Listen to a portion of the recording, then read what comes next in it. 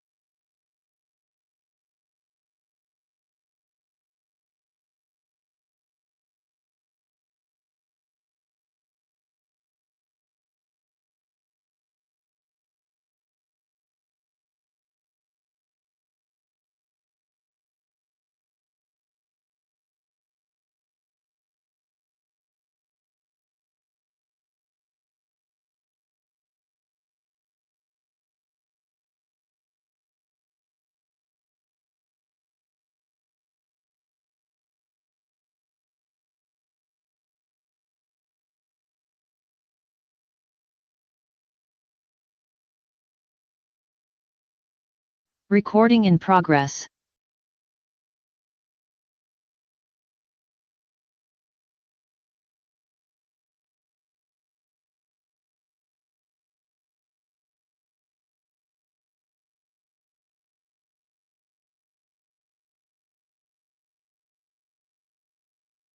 Well, delegates,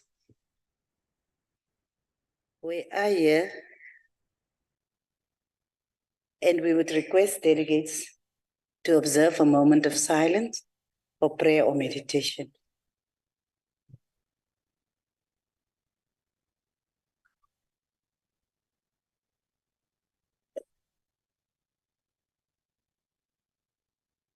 Thank you very much. You may be seated. Jonathan.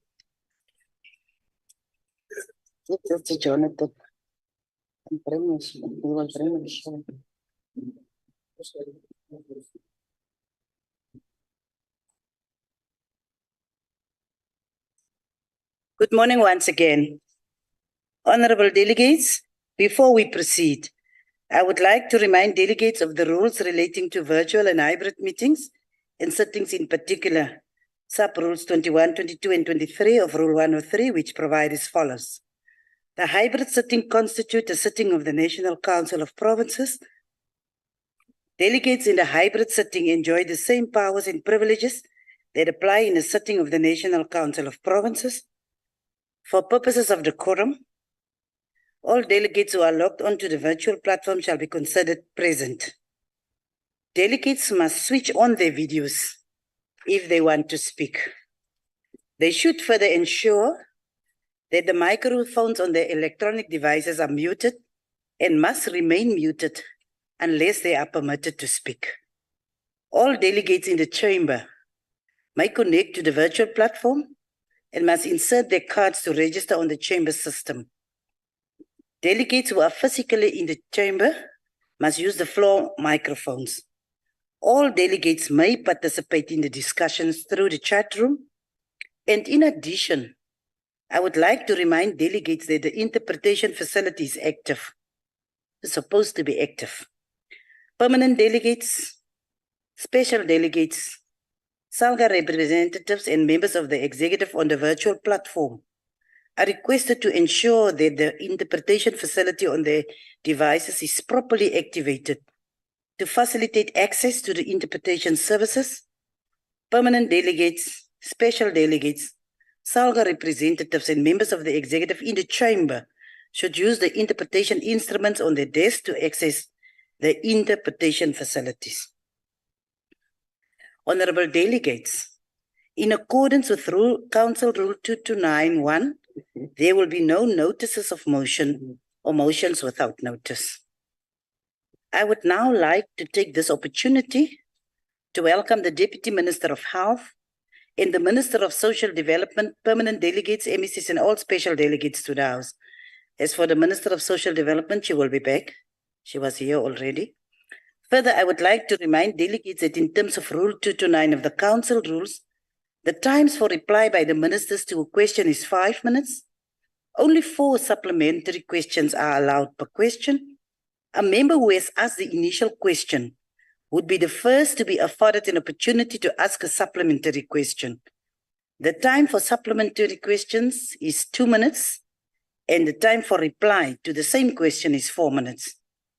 The supplementary question must emanate from the initial question. Honorable delegates, I will now call on the Deputy Minister of Health, welcome, Doctor, to respond to question number 195 as asked by the Honorable E.Z. Njadu, and I will ask him to respond from the podium.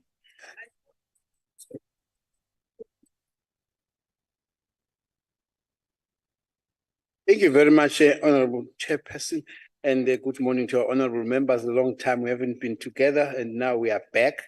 To Honorable Njadu, the question 195, we're very happy to see this, get this question from an honorable member residing in the Western Cape asking about this issue.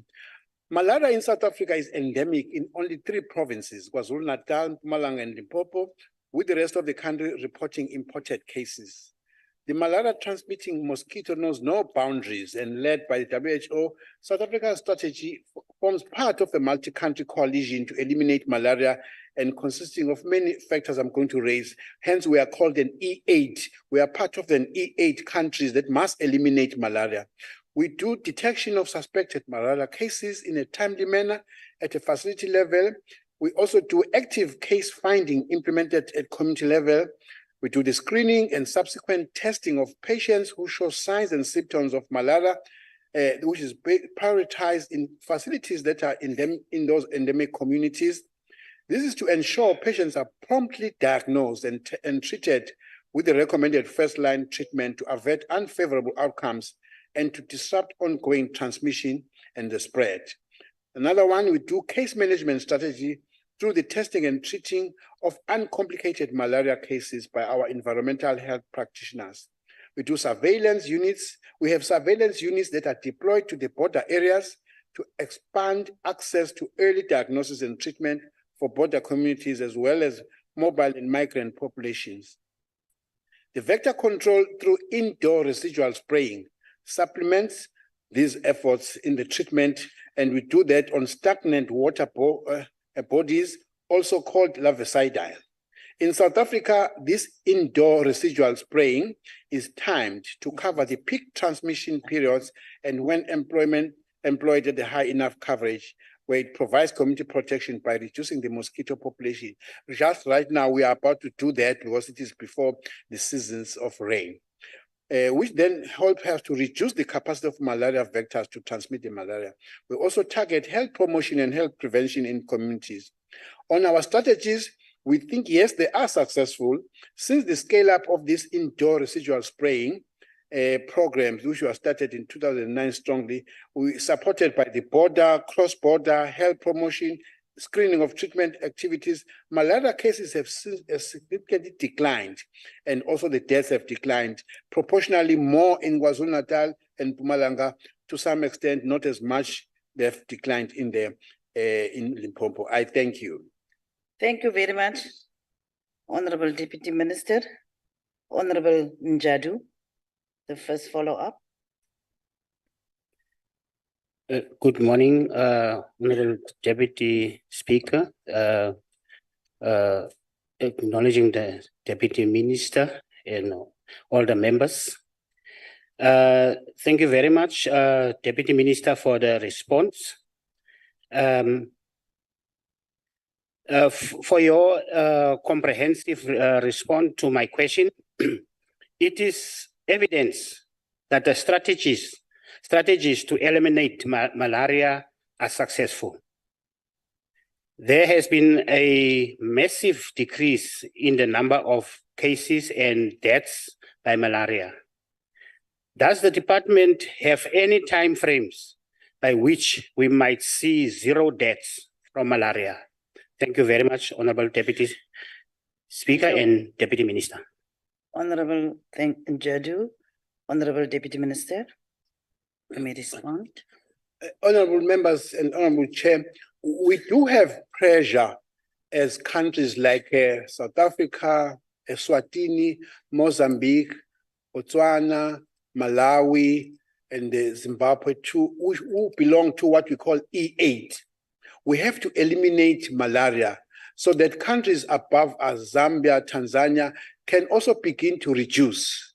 So they can't until we eliminate. We have a pressure to do so. And the countries that I've mentioned, the one that is likely to do it better and faster is South Africa, because it is not in the whole of the country. It's just on 3 provinces. Again, we have seen serious strides where there's been no deaths in KwaZulu-Natal for the past 2 years. There are still some sparks of deaths in Mpumalanga. Significantly, where we have a pressure is in Limpopo. Of course, you can tell Limpopo is bordering those countries, Malawi, Zimbabwe, Mozambique, much closer. So as I'm saying, malaria, mosquito knows no borders. Whatever is affecting Mozambique, it comes across to our areas in that place much stronger. So it is difficult to put a time frame until we put very strongly cross-border support. Mozambique, Malawi, Zimbabwe will depend on how much support we give them so that they could be able to begin to reduce. So it is difficult to put time frame, but we could put for KwaZulu-Natal because they are almost close to that, maybe 2 to 3 years, there should be a story of the past of malaria in KwaZulu-Natal. Thank you very much. Thank you, DM. Follow-up question number 2 is by Honorable M.R. Baha of the TM. Thank you, Deputy Chair. Good morning, DM. Chair, my follow-up question is related to the fact that after the recent floods in around KZN, which is a breeding ground for malaria.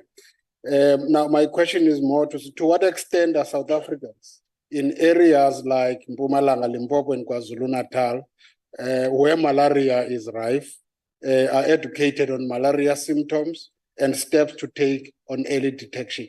Thank you, Deputy Chair. Thank you, Honorable DM. You should have asked about the lower orange belt also, if you want to be inclusive. Yeah. Let me just start by saying, firstly, as I was indicating in my initial response, that right now is a very strong time for us to do residual spraying because it is before rain seasons, so that we spray and actually prepare our communities there. But even if you do have a lot of floods in and around Durban, whatever mosquitoes that you get in Durban will be not the one that are transmitting that. It will just be a mosquito that will, it is not that species, the Anopheles species, that is a problem in the Mozambique and the Kanyagute district. But you are correct. What do?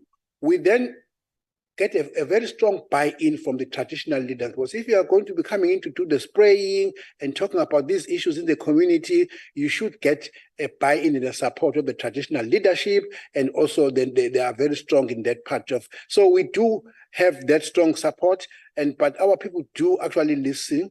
There's always been this issue: do we use DDT or not DDT? There was an issue that was coming in there. Our people do get into those spaces. So what also is a very important part, that as a Department of Health, we don't have people that we employ every year who are focused on these issues of malaria. It's people who are residing in those areas, coming in from those communities, who know the community very well, who have been accepted by the community. Then they do the education and also health promotion in those areas. So we don't have a lot of challenges in that space in terms of getting people, our citizens, to accept the training, the health promotion, the health education that we provide.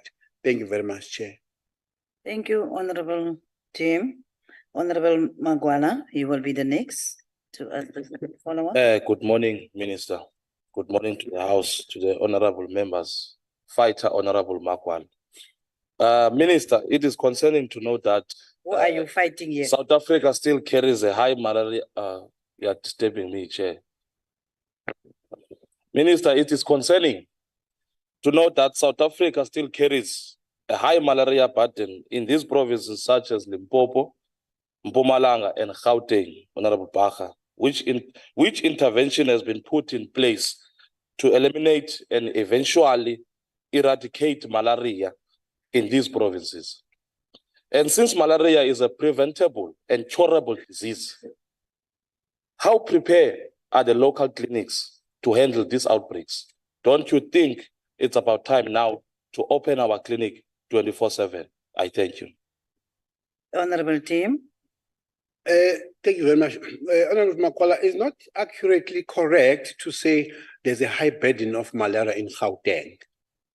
There's just no reason to have it is a high burden. What we normally see in Gauteng is imported malaria, where a citizen had been out of the country and there is a resident of Gauteng, then that citizen comes back or a visitor comes to reside there.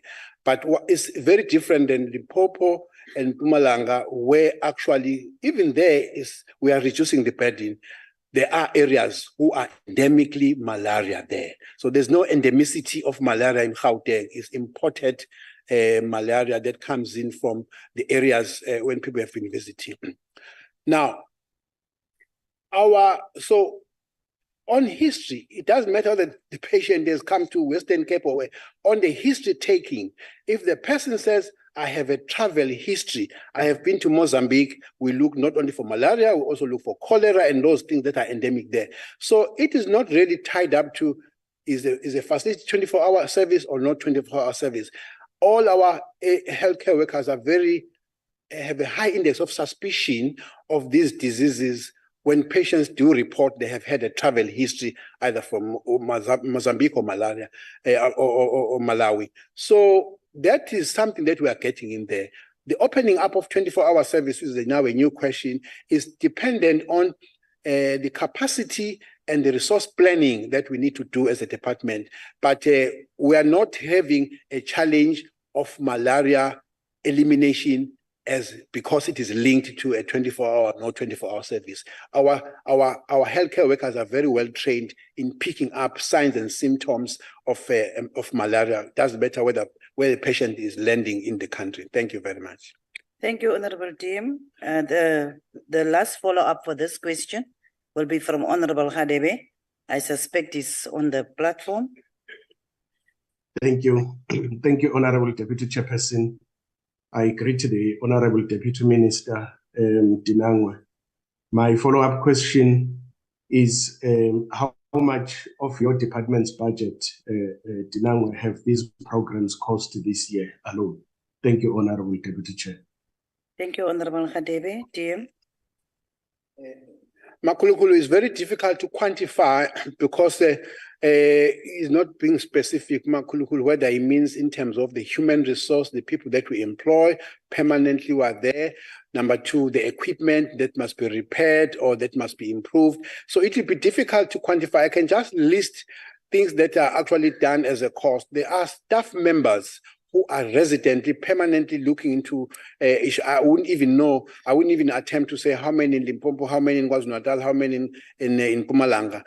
But there are also what we call casual workers who, during the seasons of spraying, we employ them to come in and support us around that time, and their job is done within 2 to 3 months. So that also must be quantified. 2, 3, there are certain equipment that we use to do the indoor residual spraying, the vehicles to be replaced. So it's quite a sizable quantity. I would not be able to qualify it now and say it is this amount that we spend per province, per country on actually doing the malaria outreach programs. Thank you very much, Chair.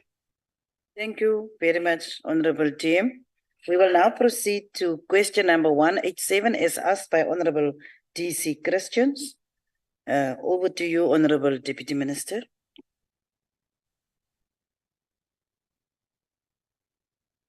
Whenever I come to this house and the Honorable Christians, I know I must prepare something about Robert Mangaliso Hospital. The question was asking us on the backlogs. According to, so we have to source this information from the Department of Northern Cape, Department of Health, that according to the information that we have, the current surgical backlogs at Robert Mangaliso Sobukwe Hospital in Kimberley stands at 6,000 cases as of the 31st of August, 2023. This backlog was also an accumulation due to our COVID.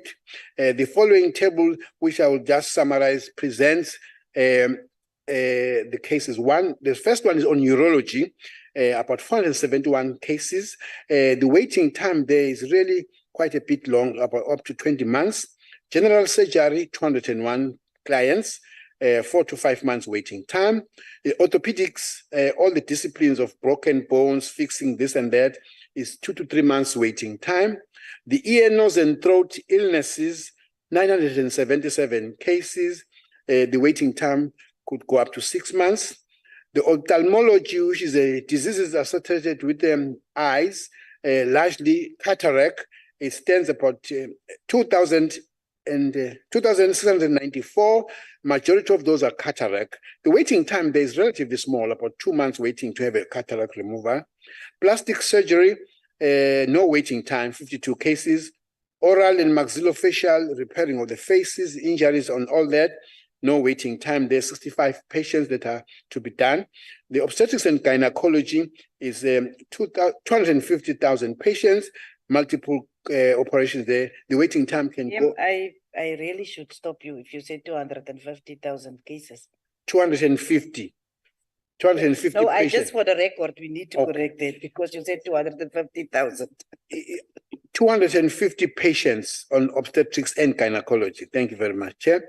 To the extent, the elective cases, the Robert Mangaso Sobugo Hospital has a possibility to operate and have 8 theaters. But unfortunately, due to severe specialty nursing staff shortage, the hospital can only operate in 3 theaters on a daily basis, Monday to Friday. 1 operating theater is reserved for elective surgeries, which are performed daily from 8 o'clock until 4 o'clock on daily Monday to Friday. The emergency surgeries are done daily and it's done 24 hours according to the information we have. During weekends, the hospital only performs emergency cases. The average number of emergency per week is about 105. Thank you very much, Chairperson. Thank you. Follow up, Honorable Christians. Good morning, Deputy Minister, and thank you for the answer about the hospital. I think that you will agree with me that it is a dire state of affairs that we're facing at the hospital. Minister, my follow-up question is then about the overall state of healthcare in the Northern Cape. Now, with the recent developments concerning irregular procurement, financial conduct, and severe staffing shortages that the Minister has also mentioned now, this has cast a distressing shadow over the provision of medical care to our citizens in the Northern Cape, and especially at that hospital. The ongoing legal saga involving Dr. Dion Tuis and his co-accused, along with the alleged involvement in violating the Public Financial Management Act, raises questions about the allocation of legal fees as well, and then also the potential misuse of public funds, which could be leading to problems at that hospital that we've seen. Equally concerning is the reported loss of 16.9 million rand due to irregular procurement of personal protective equipment during the pandemic. Now, Minister, money allocated for health should be spent on healthcare for our people and not on legal fees, and also not on dodgy procurement deals. Considering the recurrent challenges faced by the hospital that we are speaking about, as Minister has alluded, every time I come to the House, I speak about the same hospital, but also across hospitals in the entire Northern Cape. Could you clarify the immediate measures being taken to rectify the financial misconduct? How are we going to recover the funds and ensure accountability for those implicated in the Northern Cape? Thank you. You know most that you can just respond if it comes from the original question that was on surgeries. So it depends on you how you respond. Yeah. Honorable Christians is raising, is raising certain things that are currently being investigated that has not come into the space of the minister and to us in the national in terms of issues related to that. But all I could have actually alluded to is to say we are concerned about the shortages, the issues of financial management improvement in the whole of the province, and in that hospital in particular are things that one is not really having them here with me.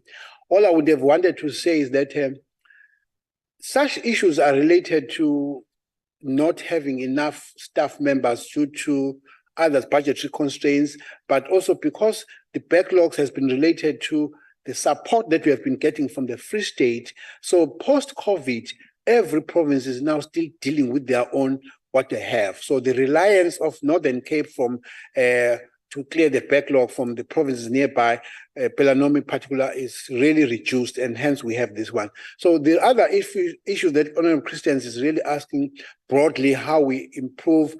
There is what we have a National Anti-Corruption Forum within the department that has got many other structures assisting us there. So we should also not shy away from saying any corruption that takes monies from the public services must be investigated. And in this space, I'm not able to provide you with the progress, in particular to that hospital, to the province, what are we doing, what has been done and be achieved on that one. Thank you very much. Thank you, Honorable DM. Follow up, Honorable Ndongeni. Thank you, Deputy Chairperson. Morning, Minister. Thank you, Minister. Thank you, Honorable Deputy Minister, for the response. Does the department have any long-term plans in place to ensure that the hospital is able to operate in all the available theaters? Because this will assist in dealing with the backlogs. Thank you, Chair. Thank you, Honorable DM. Yes. The theater staff, theater technique training is a very specialized training for nurses. It's a nurse who has gone through the diploma but has also got specialization in training. Now, we do not even have an abundance of that in the country. You would always realize that because people are highly specialized, they could pick and choose where they would want to work. The most far-flung part of our country will therefore be at the receiving end of not having enough. And maybe Robert Mangaliso Sobukwe Hospital is one of those hospitals that are really trying. So we have 8 theaters available, but at any given time, we have 3 to 4 that are operational daily. The chances being the shortage of the staff. It's not just me and you, anybody who can just operate. So until we improve, and by the way, also there's pressure. Once you are highly specialized, you then pick and choose where to work. You can also pick and choose which country attracts you to go and work into. So those are the challenges that we do face as a country, as most rural provinces, in terms of attracting highly specialized personnel to assist us. So I wouldn't really be able to put a date and a mark when shall we be fully able to have all theaters functioning there because of these pressures that I've already alluded to in terms of staff availability. Thank you, Chair. Thank you, TM. Next follow-up, Honorable Dutoi. I love the beard. Thank you, Honorable Chair. Honorable Deputy Minister, you've already touched on the employment situation. It's no secret that staff shortages are the biggest contributor to surgery backlogs across the country, especially in the Free State and the Northern Cape. On 22 October 2022, you replied to a written question that my colleague Honorable De Rein submitted, stating, and I'm quoting, the Provincial Department of Health has appointed a recruitment task team that is responsible for reprioritizing critical posts during each financial year, close quote. You also stated that, open quote, these posts remain unfilled due to the unavailability of funds, close quote. Minister, this is a situation the department is losing control over and has been for years on end. Why is the cost of employment and critical staff not prioritized in the budget process? Because clearly it's not. And will you and your department commit to filling these vacant posts as soon as possible to ensure the well-being of the patients? Thank you, DM. Yes, DM. Honorable Dwight, it's probably more than just one factor. One is the austerity measures that are putting a constraint in terms of how wide can you go in employing critical staff. That is something to be looked into. That is something that we always talk about within the department. But number 2, it is related to what I've just raised. Even if you were to open up critical posts for theater nurses or for neonatal specialization nurses, they would rather go to Charlotte Maxeke, Chris Hani Baragwanath than maybe go to Chilizini Hospital or far-flung areas. So we are actually dealing with it. While we are dealing with that part, the very few that are there at Chris Hani get recruited again by another agency that wants to go to Sweden or they go to Australia or anywhere. So we are fighting all those challenges within the space that we have.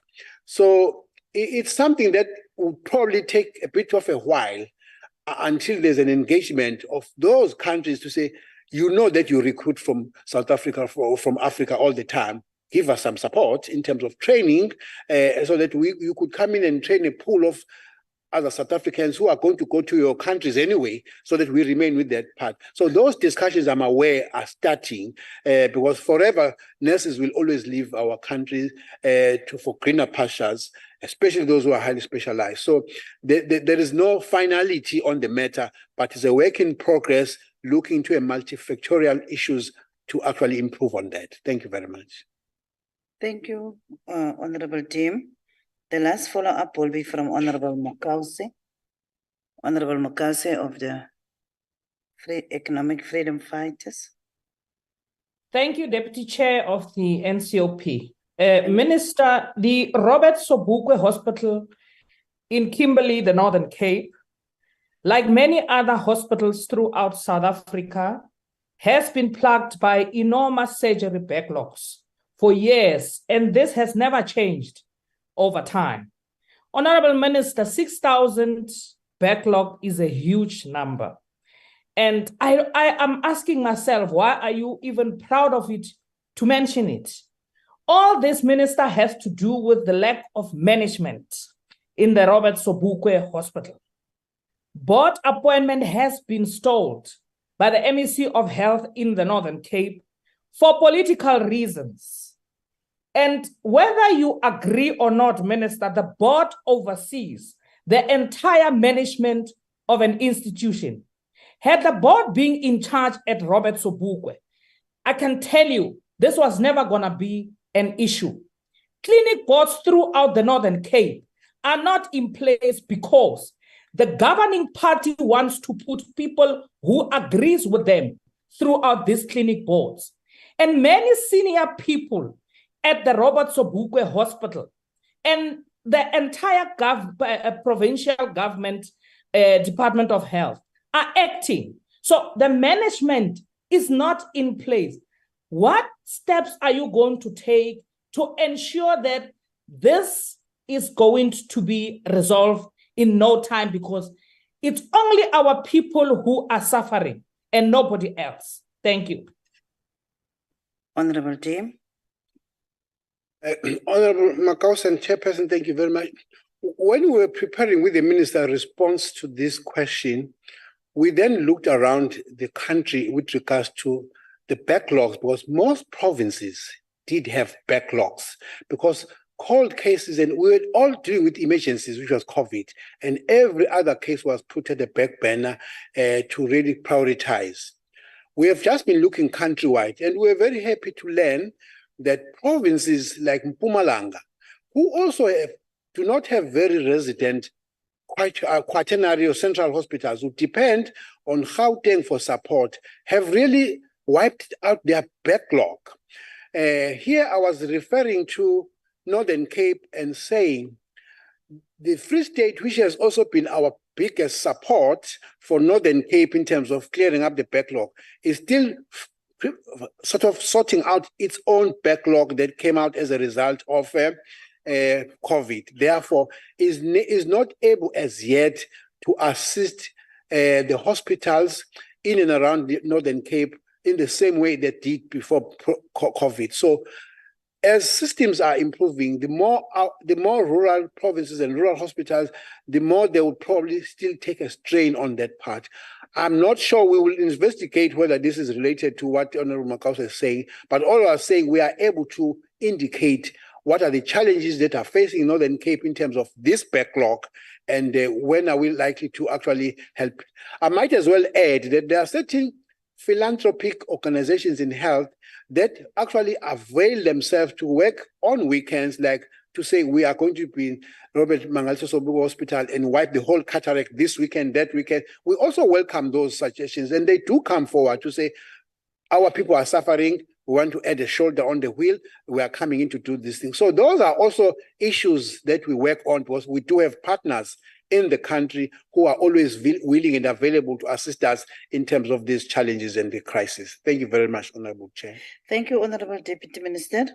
Honorable Deputy Minister, we will now proceed to question number 196, as asked by Honorable N.E. Nkosi.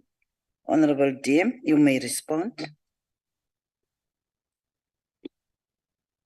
Thank you very much. Honorable Nkosi was asking questions with regards to the placement of doctors.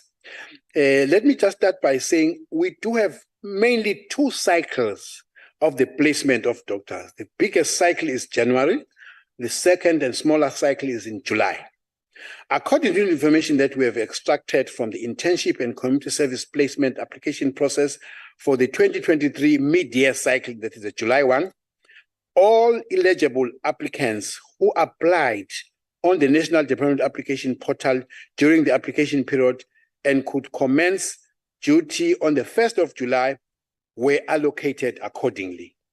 Number two, the total number of eligible medical doctors who applied for community service in the mid-year cycle, July, were 407. Of these 407, 358 were allocated and have since commenced duty 1st of July. Of the 49 remaining applicants, 11 rejected the allocated post because of personal reasons. If I'm asked to explain what are those personal reasons, I can highlight some. They opted to wait for posts of their choice or apply in the next intake. The other 38 applicants are still completing their internship and will be eligible in the next cycle, which is now going to be January. The next intake for medical internship and community service personnel, which is a very huge one, is coming in on the January 1st, 2024.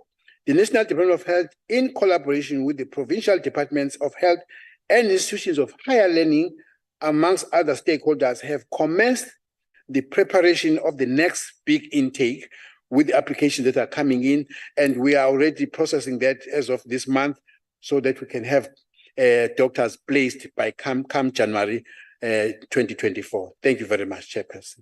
Thank you, Honorable Tim. The follow-up from Ms. Nkosi. Thank you very much, Honorable Chair. Greetings to the Deputy Minister and the MSs and my colleagues in the House. Thank you very much, Honorable Deputy Minister, for your response to my question. Honorable Deputy Minister, it is clear that using the internship and community service placement, the department is doing everything possible to place eligible medical doctors who have applied for community services. Does the placement of these doctors assist in addressing the challenges of getting medical doctors in rural areas? Thank you. Thank you, Honorable Tim. Thank you, Honorable Nkosi. Exactly, that was an objective, Honorable Nkosi, to say maybe once in a while, a qualified doctor must serve the country and experience rural hospitals and go there just for 12 months. And that is what is happening for the majority of our doctors. And we really welcome that. It was a policy that was initiated of community service, hence the name community service. Serve a community that otherwise would not have had. So there are now hospitals, since this policy was established, there are now hospitals that in the past would have never had a doctor, or maybe one doctor. Now there are also doctors who go there and we plead with them. Just go to that rural Chilitsini and rotate for 12 months and you are back to another hospital of your choice.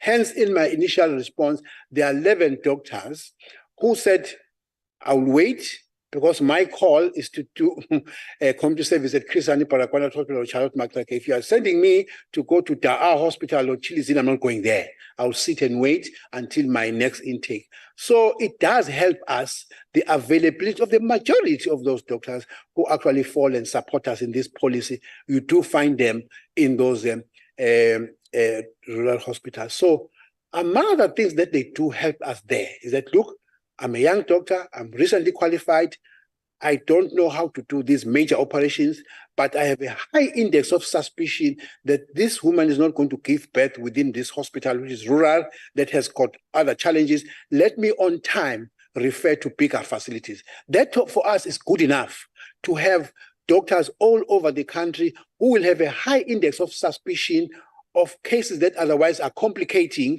and be able to refer them on time. The absence of doctors in the most deprived rural hospitals would not give us that type of a facility. So we really welcome and we are happy that majority of our doctors still support us in this policy of community service. Thank you very much. Thank you, Honorable DM. Honorable Hadebe, you will be the next to ask a follow-up. Thank you, Honorable Deputy Chairperson. Honorable Deputy Minister, I would like to know if these preparations that your departments are having are done well in advance so that by the time medical students finish and qualify, these plans are already in place. Thank you. Thank you, Honorable DM. Honorable Makulukulu, let me just indicate that you would see that by first week of January, there will be news media, I'm not placed as yet and all that and all that. I think as we start the process right now in September, preparing for January, we should be eliminating all those administrative bottlenecks. But what happened is that Dr. Bacher, the son of Honorable Bacher, will say, I want to go and work at Chris Hani. We say to the doctor, please write a second and a third choice. And therefore, they do that. But all of them want to be stuck to the first choice and therefore do not allow us to distribute what we then sit administratively, have now 3,000 doctors in the country that we must allocate. They may not be getting their first choices.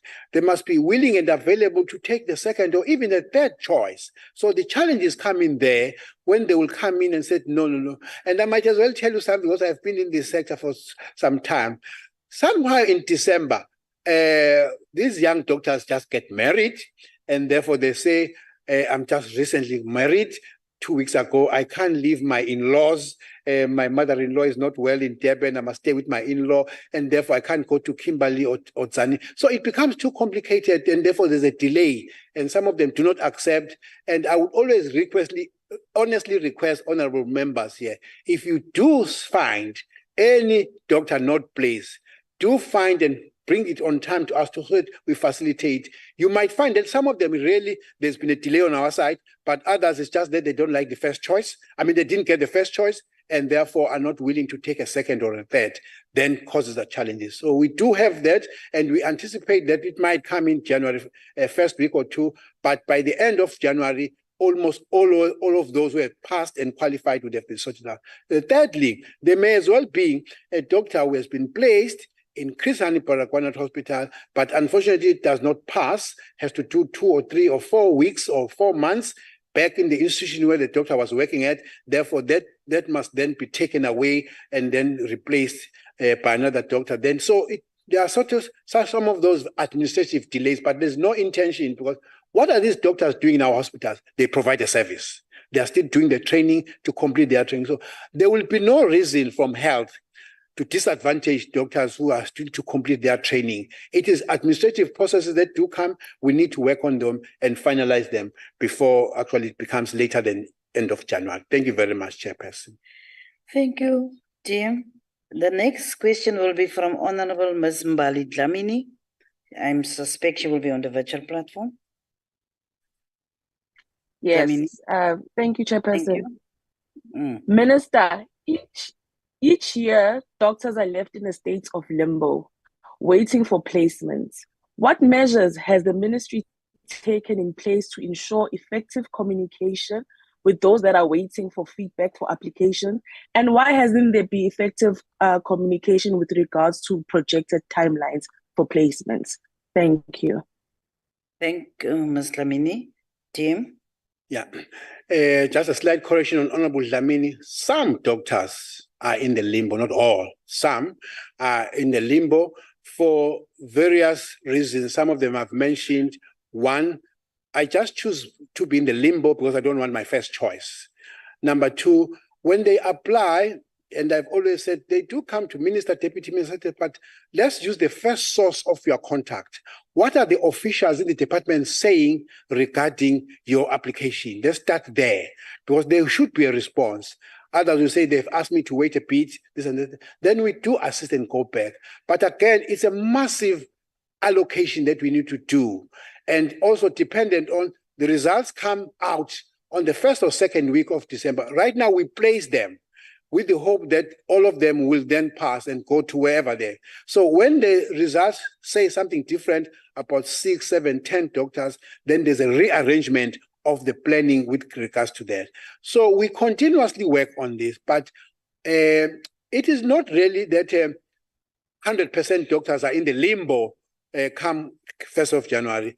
Out of 100%, really maybe 3 to 5% will still be left in a limbo, and we work on that, we process it, but usually by the end of January, all those hiccups and all those obstacles that might have arisen are eliminated. It is largely administrative. Again, Chairperson, I'm saying there is no reason for health not to do that, because when you qualify at the medical school, it is still part of the obligation to go and do internship and complete community service. Therefore, we can't deprive a citizen to complete an obligatory requirement to become a doctor. It's not that we're just doing them a favor.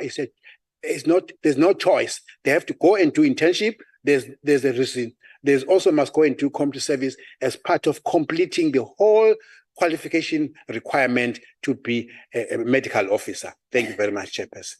Thanks, Honorable Jim. The last follow-up will be from Honorable Baha. Thank you, Deputy Chair.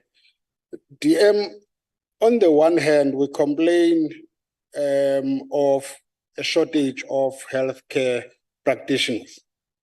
But now we see doctors left on hold because they have not been allocated. This seems to put your department at the center of the healthcare problems rather than being a solution. What undertaking can you make to young doctors that they will be appropriately placed in the near future? Thank you, Deputy Chair. Thanks, Honorable Baha. Jim? Honorable Baha, let us categorize doctors, and maybe you'll assist from where I start. I started by saying, when a medical student completes 6 years of training, that person gets a tag of being an intern. We are obligated as a country, as government, to place them. And I've even given that the first part that whoever is not placed is 1 or 2, we need to work on that. So all of those have to be placed. Otherwise, they will never complete their what we call value chain of being trained as a medical officer. Number 2, the second category is community service doctors.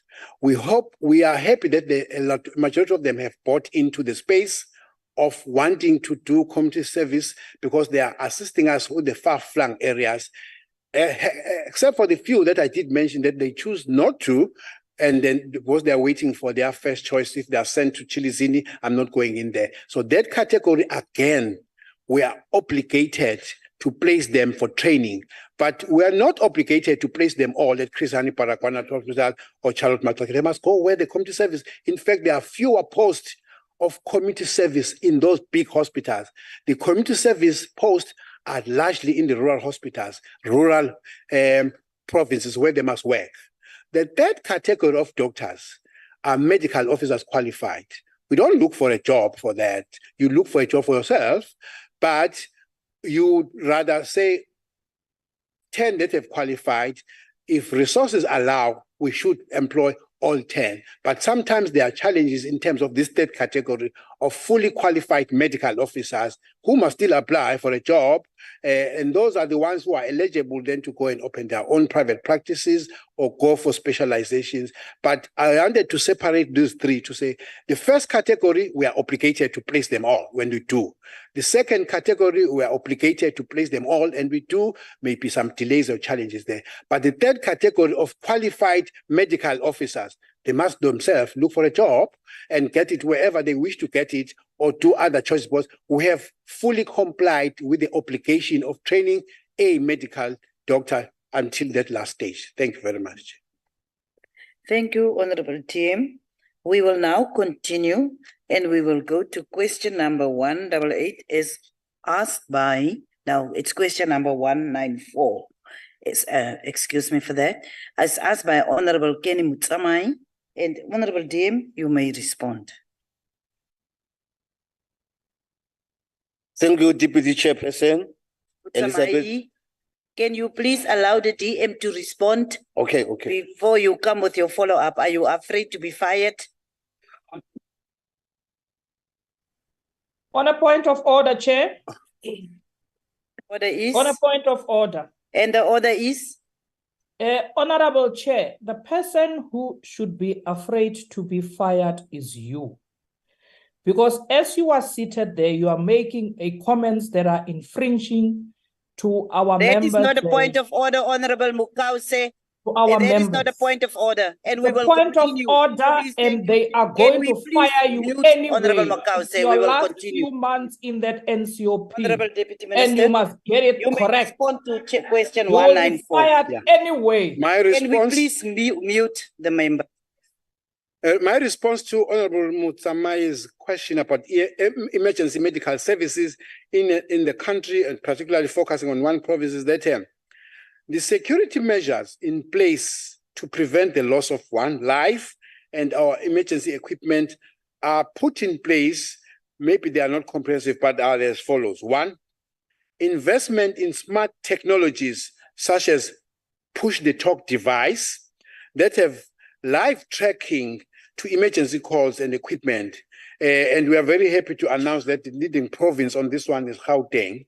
Number two, the department is also finalizing its joint operational plan with community-based crime warders as a resource that will also complement the South African police services in our country. There is also an implementation of the Gauteng Wellness on Wheels, a wellness ambulance with a doctor on board and fully kitted to respond to the emergency medical services personnel for immediate treatment and counseling as required. Fourth one, there's a full-time deployment of emergency medical services staff to Provincial Joint Operations Center, PROJOC, for real-time SAPS activation of resources when an incident occurs. Fifthly, there's a close collaboration with security forum all over the country and province to engage on threats and risks that are involved when there's a volatile situation in and around the place.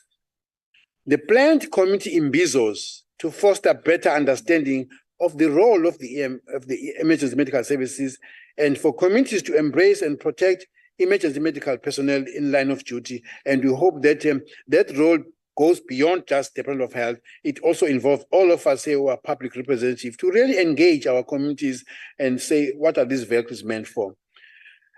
Also, in the country, supported by the police, there's a classification of areas who are hotspots where emergency medical services will need to be escorted, sometimes, not all the time, by SAPS, and therefore communities understand the threats and risks in their respective areas. But I would think members of this House should probably appreciate that it is not feasible for all ambulances that are currently real-time now being dispatched, let's say 300 all over the country, to each and everyone to be escorted by a police vehicle. Otherwise, police vehicles will stop doing other jobs and just provide support to our vehicle. Lastly, the department continues to seek alternative ways of protecting emergency medical services personnel and plead with this first line of defense that must be done by our citizens. So we need a community buy-in for them to say, these are our own ambulances. This is about our own services in the country in terms of support. Thank you very much, Honorable Chair. Thank you, Honorable DM. Honorable Mutsamai, you may ask your follow-up. Ke a leboga Motlatsa Modulasetulo Elizabeth Sylvia Lucas. Motlatsa Tona. Ditlhaselo tsa ditirelo tsa kalafi tsa tshoganyetso di kgatlhanong le go ela tlhoko mo diporofenseng tse di jaaka Gauteng. Tse di boneng kokeletso ya palo ya ditlhaeleselo tsa badiri ba boitekanelo. Seo se bakwa ke kelo e kwa godimo ya bosenyi mo nageng le tirelo ya seponesa e seng direng sentle. Go ya ka se, ke dikgato dife tse tona tse di tsereng go tokafatsa tsa maranyane pabalesego mo dikoloing tsa EMS gore go It's on channel 9. Translation, channel 9. I'm sorry Honorable Mutsamai. I'm really sorry.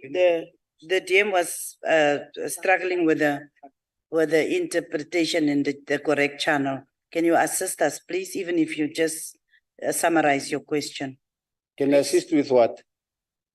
Summarizing the question, just for his purpose, because unfortunately, No. he didn't know the correct. No, I think the DM will understand the language very well. If you don't understand, how can he represent more than that? Honorable Tamai, I know you are not feeling well. No, I will just speak to Tswana fluently. No, Tswana, it's fine. Just repeat, just to summarize. Okay, let me start. Ditlhaselo tsa ditirelo tsa kalafi tsa tshoganyetso di kgatlhanong le go ela tlhoko mo diporofenseng tse di jaaka Gauteng, tse di bonang kokeletsego ya palo ya ditlhaselo tsa badiri ba boitekanelo. Seo se bakwa ke kelo e kwa godimo ya bosenyi mo nageng le tirelo ya seponisi e sa direng sentle. Go ya ka se, ke dikgato dife tse tona tse di tsereng go tokafatsa tsa maranyane pabalesego mo dikoloing tsa EMS gore go netefadiwe karabo ka bonako? Ke feditse. Thank you, DM. You have the question? Yes, Yes, yeah. may I respond? On the first, on my initial response, I did mention that it took us a bit of time, but we realized that we do have to have the tracking system into our vehicles. But because of the complication of the sophistication of these criminals, they now do know that our vehicles are tracked, and they go in first and throw our driver away and go and disconnect that tracking device. So we don't know whether part of it is an inside job to say where is the tracking device being installed in our vehicle, so that when they actually throw you out, they immediately go and disassemble it, and therefore it takes a bit of time. And that is how we have then seen some of the vehicles, especially like in KwaZulu-Natal, crossing the border to other countries that are neighboring there. But that has been installed. It does help us. It has reduced, but significantly not eradicated the issue of the attack and the security of our staff members. Second part, we indicated that as in real time, there could be 300 ambulances now being dispatched in the whole country to various areas. It is not possible to always be associated and be accompanied by a police vehicle. Otherwise, the police vehicle will stop doing their police work. They'll stop responding to other issues in the country and just accompany. I was thinking about this. Can you imagine a police vehicle accompanying an ambulance from Uppington to Kimberley? It means the whole day or two, they must just dedicate to do network, from Toyando to Polokwane. So it is not possible until and unless some of us speak to our communities to say, but this is our ambulance. Why do we not protect this ambulance?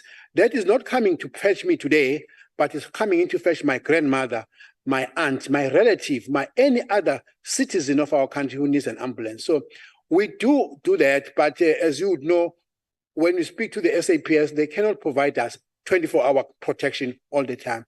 We instill within our vehicles, but sometimes these people also come in and tap and actually interfere with the system that we are putting in place. Thirdly, I did mention that this issue we are really supported of is a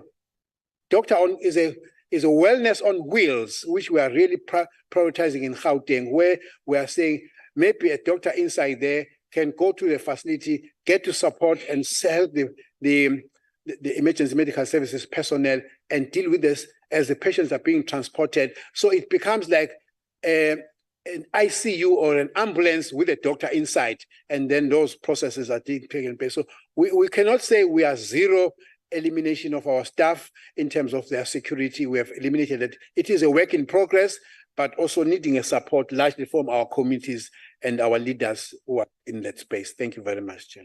Thank you, Honorable Deputy Minister. Honorable Baha, the next follow-up question is from you, Honorable Baha. Thank you, Deputy Chair. DM, Gauteng emergency medical service crew was hijacked, kidnapped, assaulted, and robbed of their belongings in Mamelodi, and the last incident of such was in July. This is but one of many such cases that's happening to our emergency services. I know that the Premier in Gauteng on Monday mentioned that they'll be issuing panic buttons.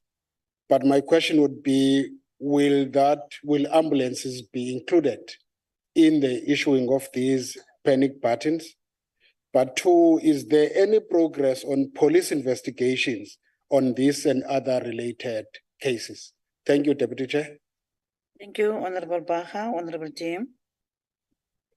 Yeah. Thank you, Honorable Baha, and thanks, Chair. I think a few days ago, there was an interview of our General Commissioner, General Sithole, when he was making reference to some illegal activities that were happening around Toyando, and the money was going to be transported in an ambulance. So when people would use an ambulance stolen and convert it so that it can go past through easily, because they would be alleged to be carrying citizens or so. People have gone to that extent. Even if they want to steal, they start by saying it's easy to steal, but I would be able to pass through if I'm driving an ambulance. So there are those people who still take and they do that. But two, the issues of panic buttons, I would like to say Gauteng is probably ahead of many of us in the country in terms of installing that part. They already have it. In my initial response, I did mention that it's a push to track. So now what is happening is that that does not offer us a comprehensive solution, because whether maybe it's an inside job, I don't know. I might volunteer that information to the criminal to say, just underneath the steering or behind the seat or whatever, that is where this gadget has been installed. Go look for it there, remove it. Therefore, the vehicle is no more tracked in that space. So yes, we are saying those are installed in other provinces. They will continue to be installed, but they are not a panacea. They will not give us a complete solution until and unless there's a conscientization of our society to say, please let us protect ambulances. They are meant for the sick, for the poor, and people who need that. So yes, they are there in Gauteng already, and they will probably be rolled out furthermore in other provinces. Thank you very much. Thank you, Honorable DM. The next will be Honorable Du Toit.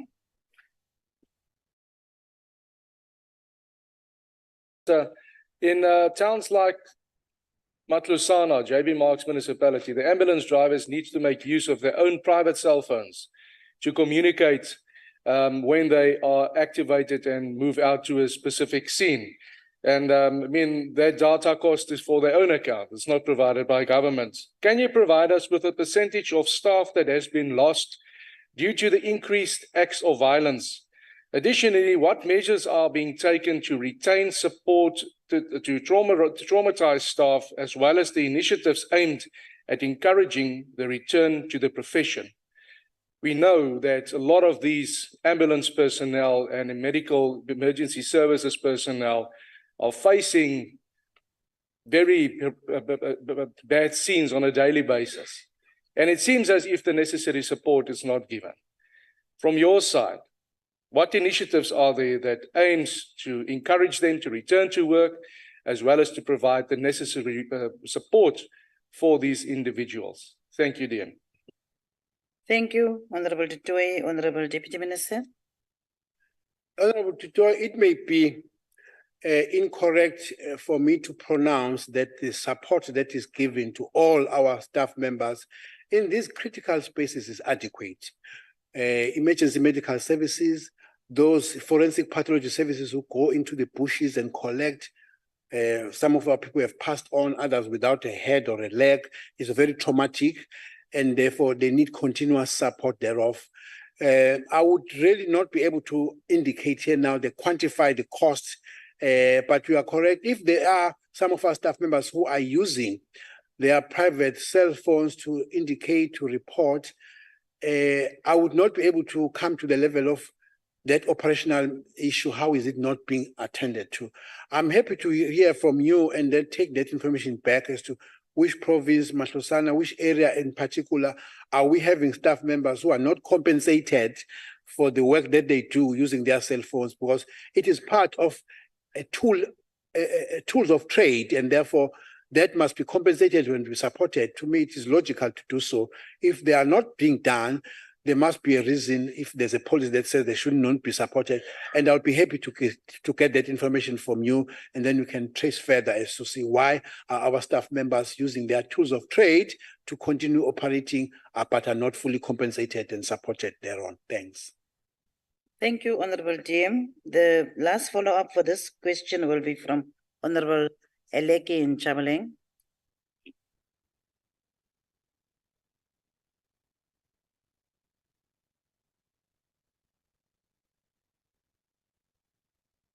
Honorable Chabaleng. It's question 194. I see you are the indicated person that must ask the follow-up. 194. The question 194 is on the issues of attacks on emergency medical services personnel. That was asked by Honorable Mutsamai.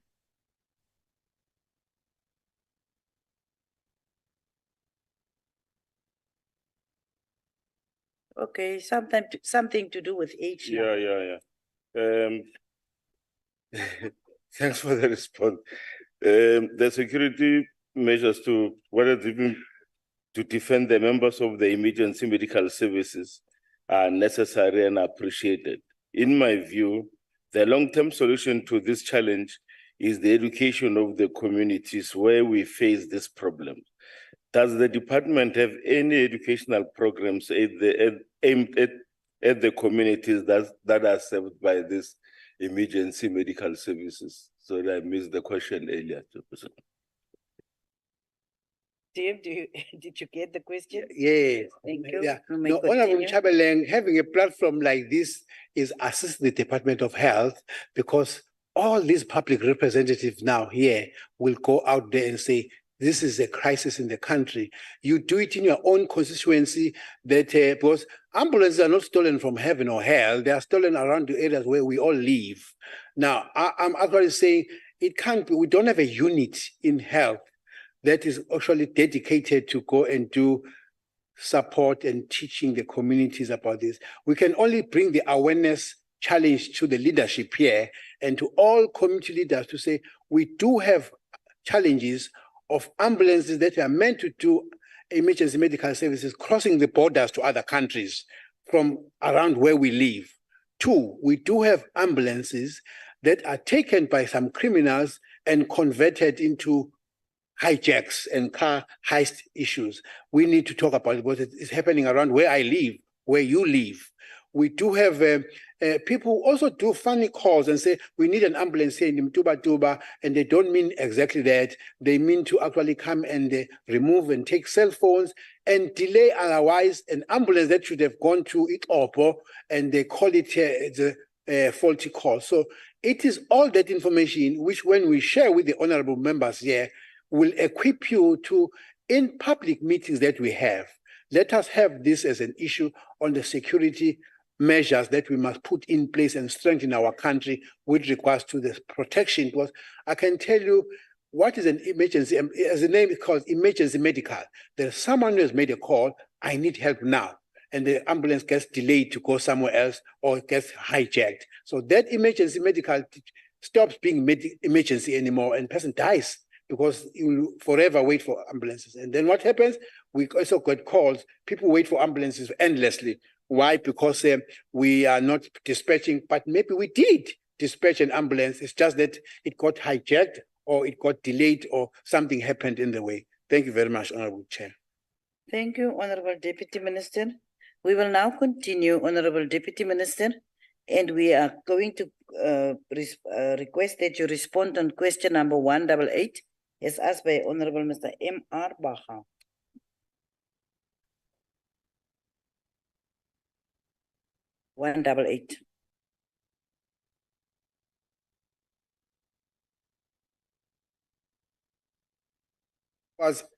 Ask a question with regards to the teenage pregnancy and the challenges thereof in the country. Basing it from the statement that he looked was his reference of raised by the MEC of a particular of KZN province. Our response to that, Chairperson Honorable Baha, is that teenage pregnancy is a serious societal problem, which requires the government and the whole of the society approach. While health has no singular hand in reducing it, health alone, the causes are multifaceted, and such all government departments, civil society organizations, and other stakeholders must be involved in developing the comprehensive interventions to address the high rates of teenage pregnancy. The Department of Health works with other government departments and stakeholders in implementing several programs that aim to reduce and prevent teenage pregnancy in all provinces, including in this province mentioned by Honorable Baha, KwaZulu-Natal.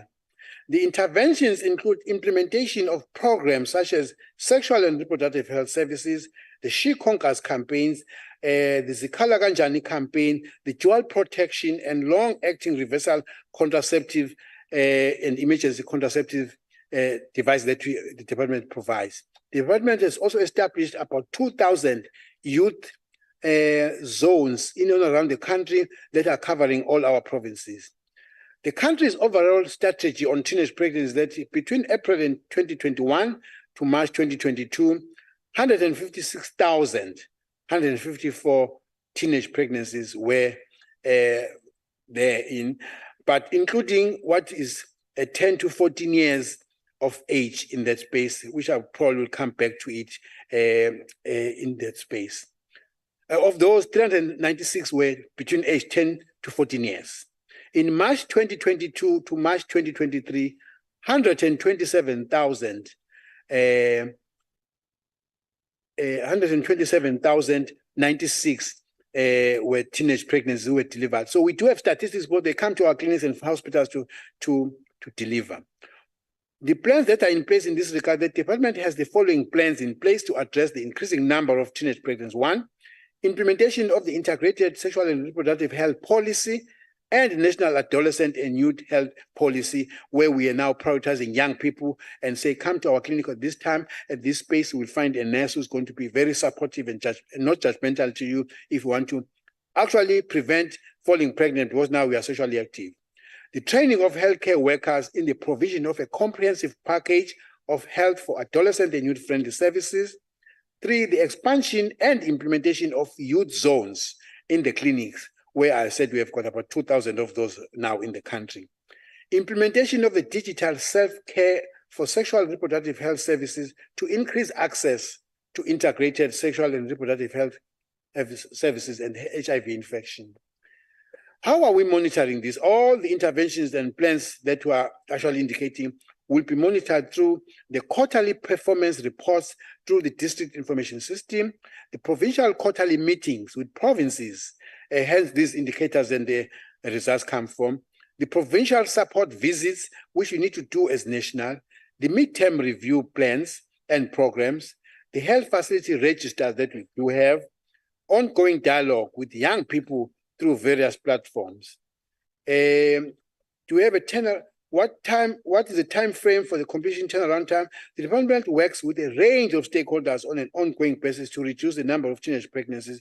It must be noted that the number of teenage pregnancies declined by 20,050 teenage pregnancies between financial year 2022-2021 and the financial year 2022-2023. 2023. I must conclude by saying, Chairperson, we need to separate the term teenage pregnancy, as one would know, it is counting teens, an age of 13, 14, 15. A 9-year-old is not a teenager, and a 10-year-old is, so we have a new category now of underage pregnancy. So that is something else. So we must just be aware, honorable members, when you talk about teenagers, we're talking about 13 upwards. Anyone lower than that is an underage. We already have some of those also in our country. Thank you very much, Honorable Chair. Thank you, Honorable DM. Honorable Baha, your follow-up, please. Thank you, Deputy Chair. Big problem that has to be dealt with in all ways that are possible. But it seems that the department is not clear on what the root causes of the high rate of teenage pregnancies are, including those that are lower than the teenage level. Now, Minister, would you consider a transversal and whole of society approach to define the root causes of teenage pregnancies so that this worrying issue could be addressed more effectively? And probably the one further issue is what obligations do health professionals have to report statutory rape to SAPS, because it also results in pregnancy of people that are underage. Thank you, Deputy Chair. So, Honorable Baha, Honorable DM. Thank you, Chair. Thank you, Honorable Baha. I don't think it is just about the Department of Health not understanding the root causes, because like I started by saying, the issues of teenage pregnancy is not resting with one department. Why we have statistics of teenage pregnancy and underage pregnancies, because we see them in our clinics coming in. Honorable Baha, there was a significant increase of teenage pregnancies during COVID, when there was a shutdown on schools, and therefore parents were at work, children were at home, and they didn't have much to do. So, and issues of, so in places where probably there's poor issues related, I've learned this somewhere else, to say, a child in sport is a child out of court. Probably it's true even of these issues of social ills, that if there are communities that are very strong and have issues that will keep the child busy on other things, the child will probably not be the one who's going to go on drugs and get pregnant. So it's issues in the society. So let's start there and pick up. It doesn't have to be a Department of Health that must be educated. What are the causes? It must be all of us to say, what are the causes around where I live that make children? Is it drugs? Is it maybe the absence of parenting? Is it so that the finger pointing is not going to be at one person and not the other?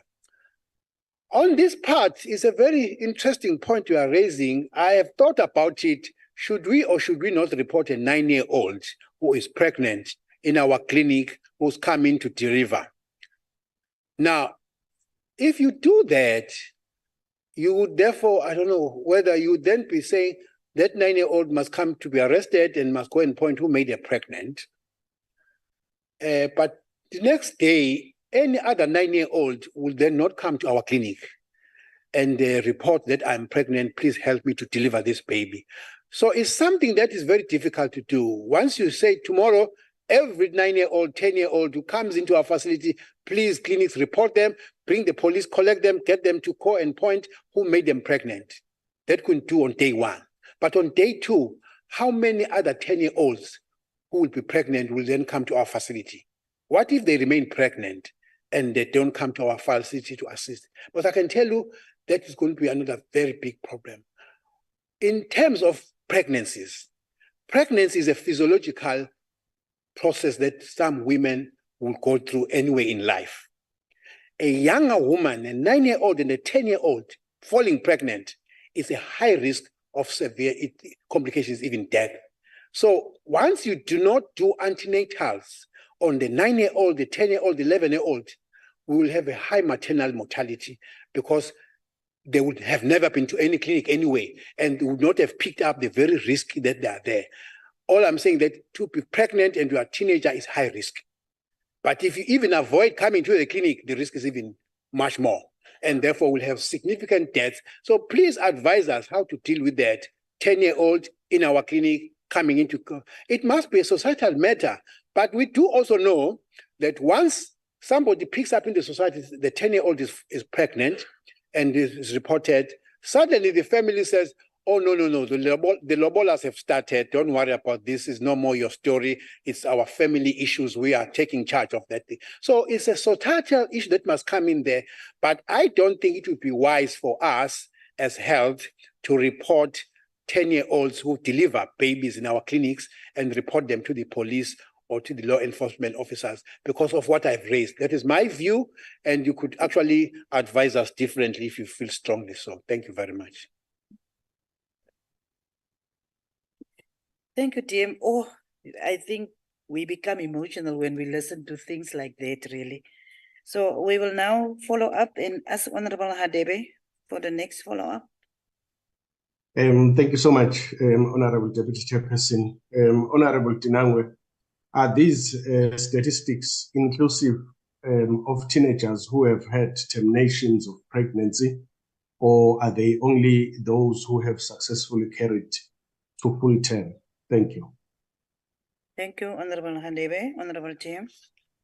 Honorable Makulukulu, these are inclusive of those who actually terminate because they were actually they didn't come to full term, including those who delivered full term babies or premature who are alive. I'm glad you raised that part because it is related to what I was raising, youth zones in our clinics. Yes, the statistics are there, but at least these babies, these teenagers are actually alive and well with their babies. There's a big number of those who do not come to our facilities because either our attitude has not improved very well or they are scared and therefore they do die because it's a risky issue of being pregnant when you are that young. And if you don't come to our clinics, you even... So it is excluding those who we do not see who die in our facility, who die because they were terminating the pregnancies in an illegal way, fearing of our spaces. But there's another issue that we also need to work on and improve on it, the illegal termination of pregnancies that takes place outside our facilities, and that is another high risk, and they do come in and end up dying within our facilities. Thank you very much. Thank you, Honorable Jim. The next follow-up is from Honorable Njadu. Thank you very much, Honorable Deputy Speaker. Honorable Deputy Minister, let me first use this opportunity to thank you for a very clear response.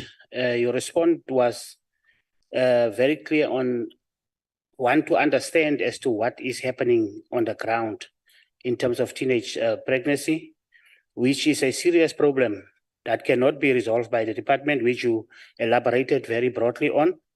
And then I think for me, just to check, Honorable Deputy Minister, in terms of a program that includes the parents and the community leaders from the department. Thank you. Thank you, Deputy Chair. Thank you, Honorable Njadu. Honorable Deputy Minister.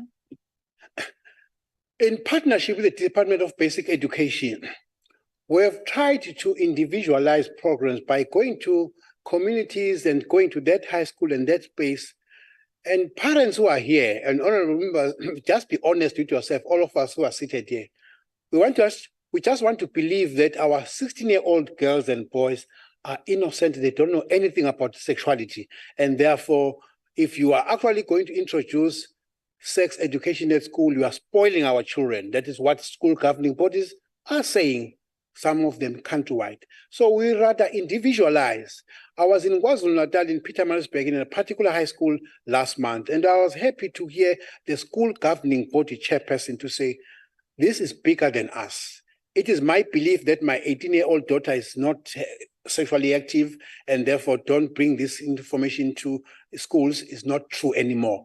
Find a way to begin to introduce this and actually make sure we must be able to say some of our children, they will not come to say, Daddy, I'm starting tomorrow, please, what do you do? So we will find it. So we need to begin without really spoiling it, but find a way to get our support in the communities by parents to begin this talk. I know the Minister Angie Motshekga is trying her best to make sure we reach out into school governing bodies. But now I do see sparks of successes where that school governing body is willing to come engage us. We are in charge of this school and our children are here. Engage us. Let's see what we want to talk to our children about and move on. Because we need to realize that the problem is there and it is a societal problem. It actually must not be a school. Because Minister Angie would tell us that pregnancies do not take place in schools. And much as I can also say, pregnancies do not take place in hospitals and clinics. It's in the society. So we must come, all of us together as a society to create a plan. We can just provide you statistics because they come and deliver in our clinics and hospitals. But the issues is out there in the community where all of us as public representatives in our legal corners do see these issues happening. It can't be one department, can't be a government department. It's a societal problem that all of us must collectively buy into and support. Thank you very much, Chair. Thank you, Honorable Deputy Minister. The last follow-up on this question is from Honorable Mutsamai Kenny.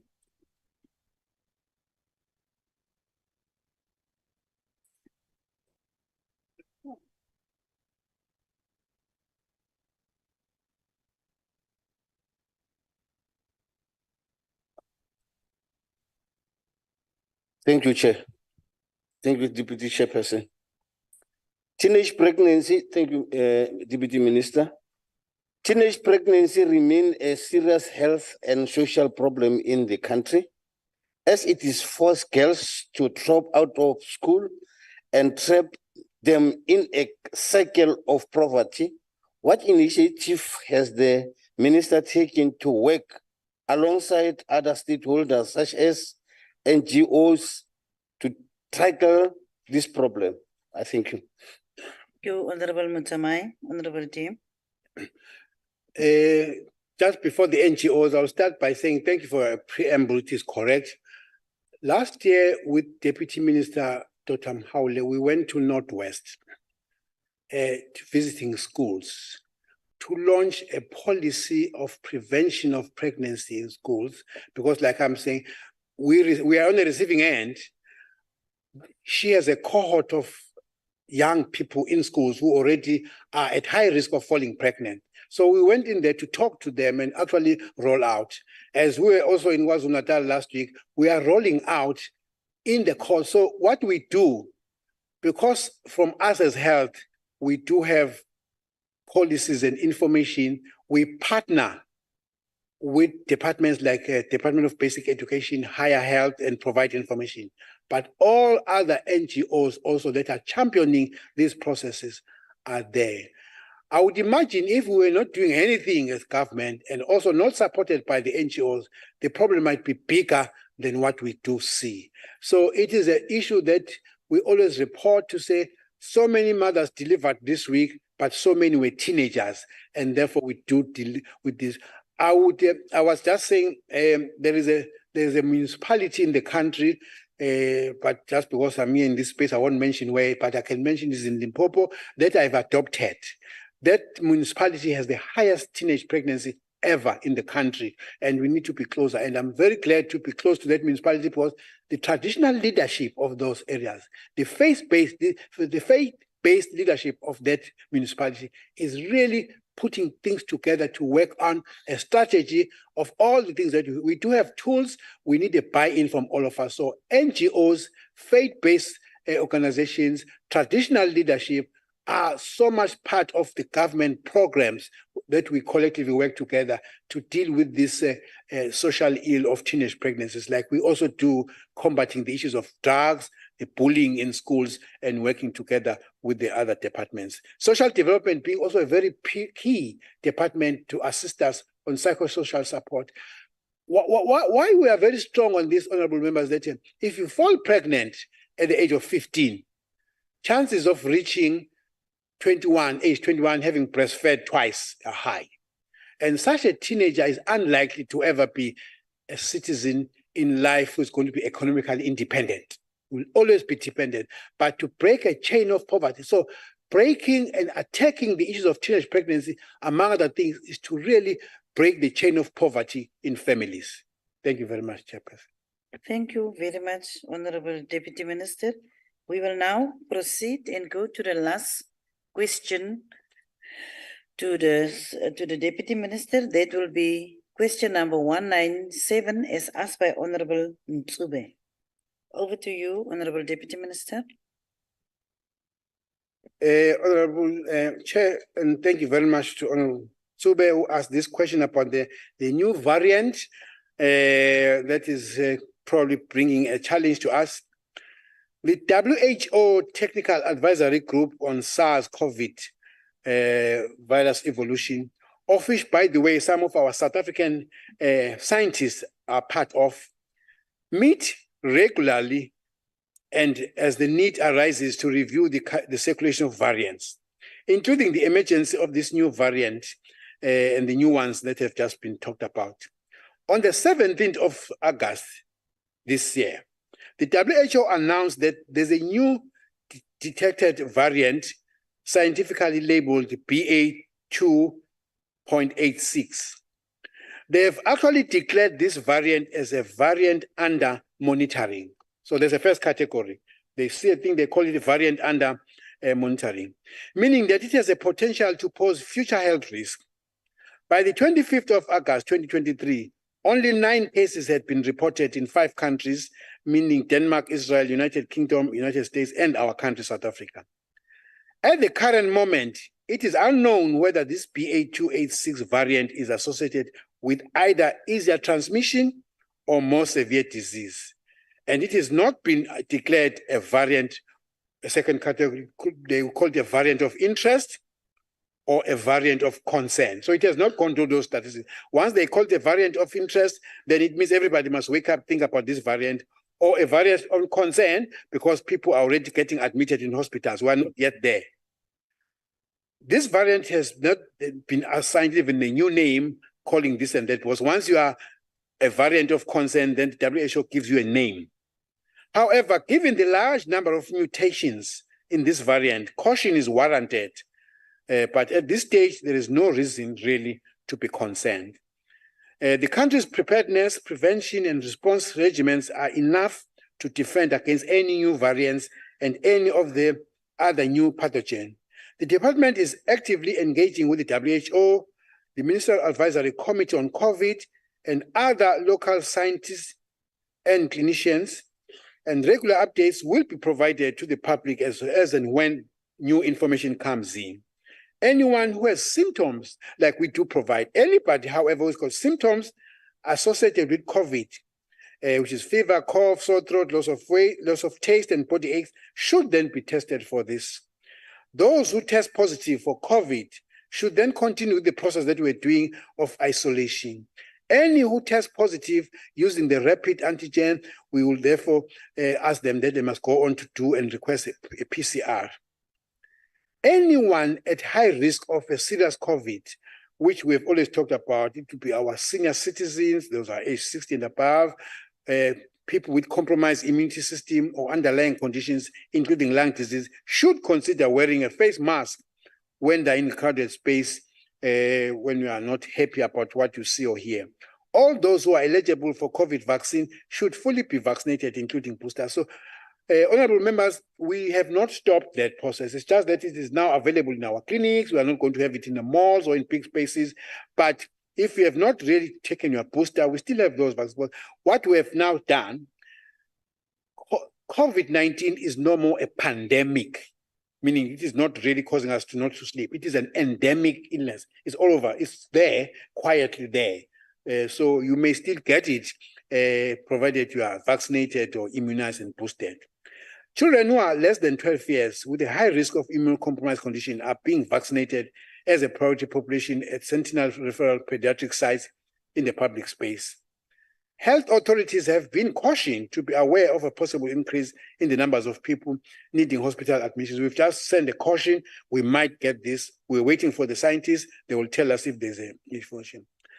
But Honorable members, the public is urged to note scientific information from official public health sources and be cautious about information that is circulated by individuals and other organizations that has no scientific basis. Thank you very much, Honorable Chair. Thank you, Honorable Deputy Minister. The first follow-up will be by the Honorable Mr. Ntube. Thank you very much, Honorable Deputy Chairperson of the Council.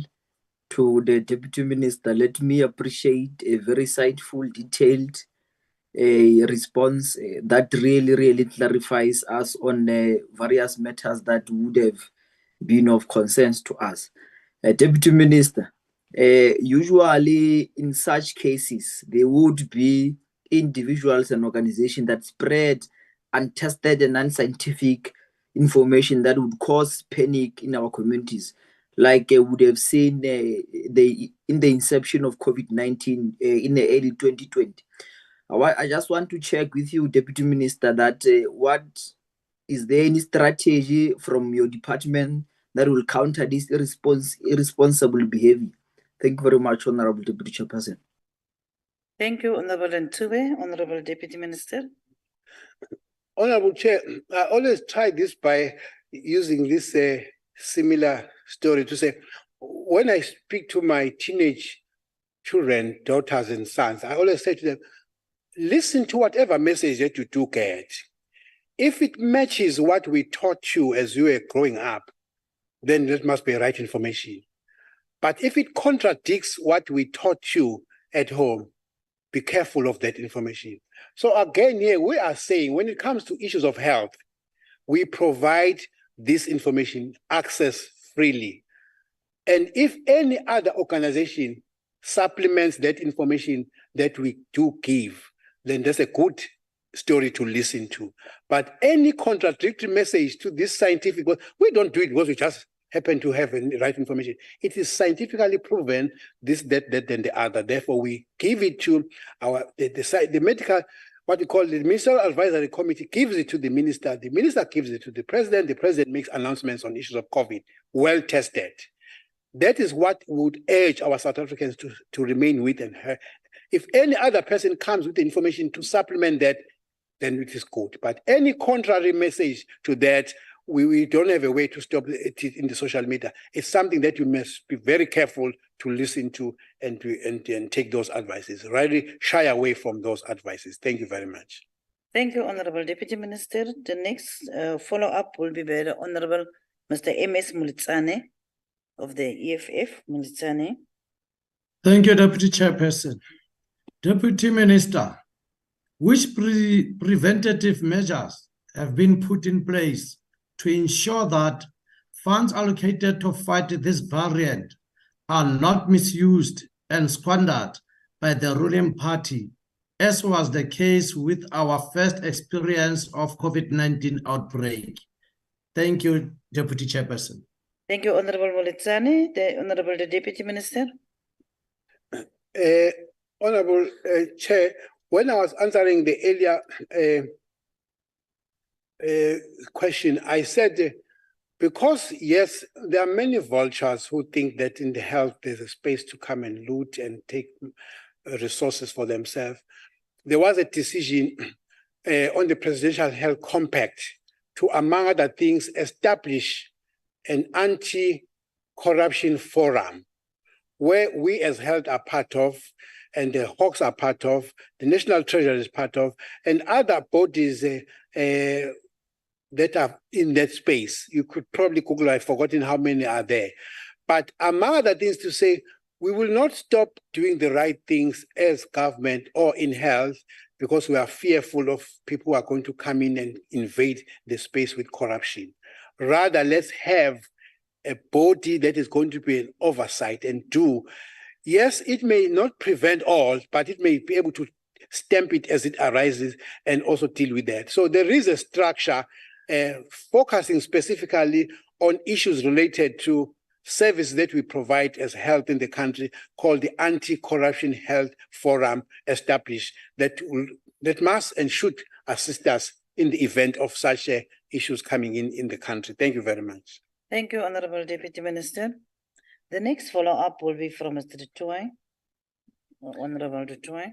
Thank you, Deputy Chair. Deputy Minister, during the last couple of years since the outbreak of the COVID-19 pandemic, South Africa has spent billions of rands in terms of equipment, research, health and safety. Now, you mentioned in the previous answer that apparently South Africa has enough resources to fend off a new COVID variant that might occur, and if it might be worse or not. But Deputy Minister, what steps have been taken to prevent the loss of these equipment and resources over the past year? South Africa was furnished with photos and videos of all the equipment that we have, satellite camps that were erected, etc. But still, when we go into our hospitals, we see equipment and the state of the hospitals is not up to scratch.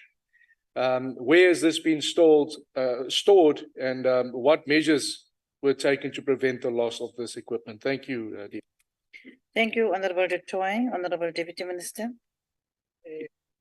Honorable Dutoy, it is very difficult to indicate in the whole country where, and if I were to say here, I know exactly, then I will really not be telling, I will not be truthful to say where is the equipment being kept. But some of the equipment was not bought for COVID and only for COVID, like those ones that are used to actually assist people who are actually having challenges with breathing. They are still there in use, and some of them are kept in the event. All we are saying that as a country, if we were to face another pandemic, we will not actually have to redo those. I would not be able to comment about each and every equipment we bought and its state of how it is looking like now. But all I could say that half of them were brought in and they're still assisting us anyway, because it was just, what is COVID? It is a respiratory illness largely that was complicating with this, that, and the other. So it was just a window of opportunity for us as health to get funding to buy additional equipment that is now available to support us here and there. But some of it is highly specialized, and then it remains in that space, parked in, ready for any other future pandemics we might have in the country. But I may not be able to account for each and every one as to what is it looking like now and where is it kept right now. Thank you very much, Chair. Thank you, Honorable Deputy Minister. Finally, we will now request the Honorable Pinky Ngube of the Special Delegate from the Gauteng Legislature to ask the last follow-up. Thank you, Honorable Deputy Chairperson.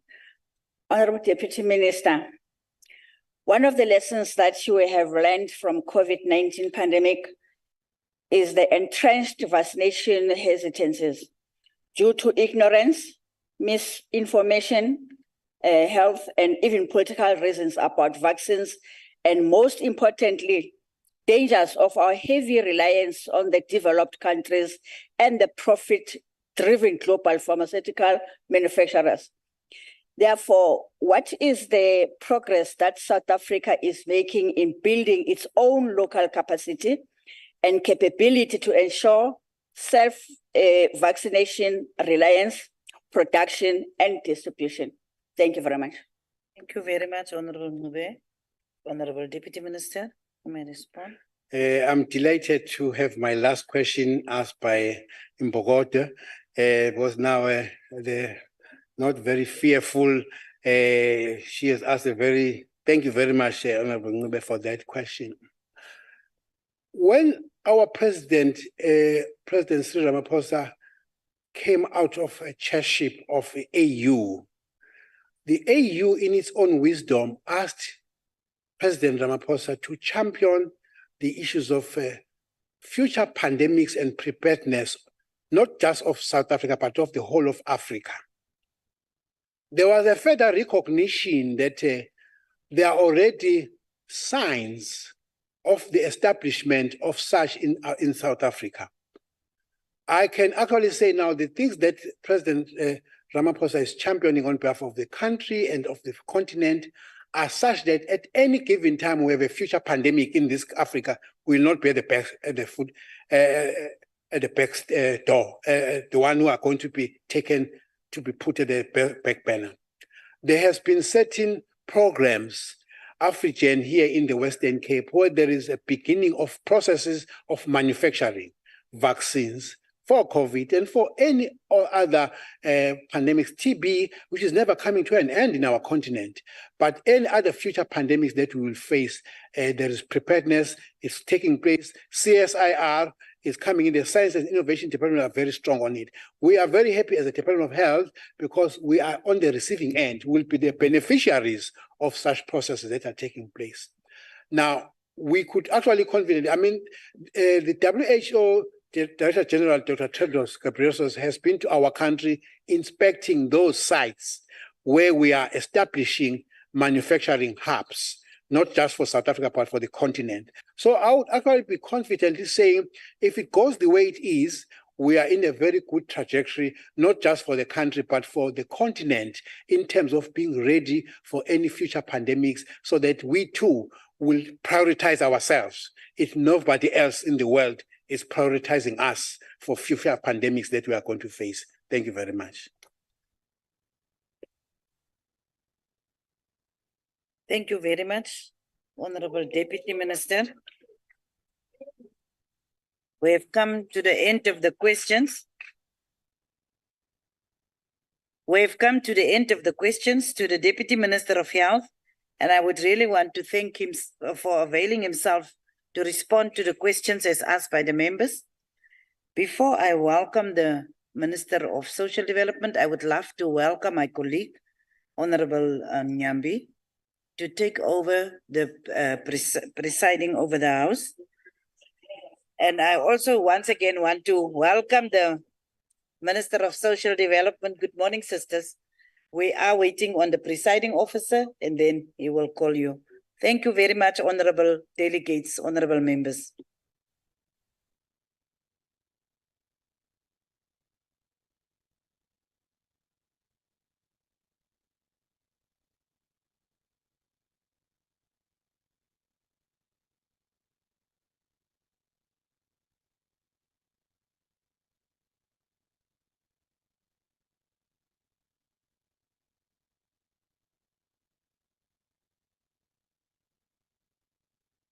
Honorable members, let me also join and thank Deputy Minister and welcome Minister Zulu of Social Development. You are welcome, Honorable Minister.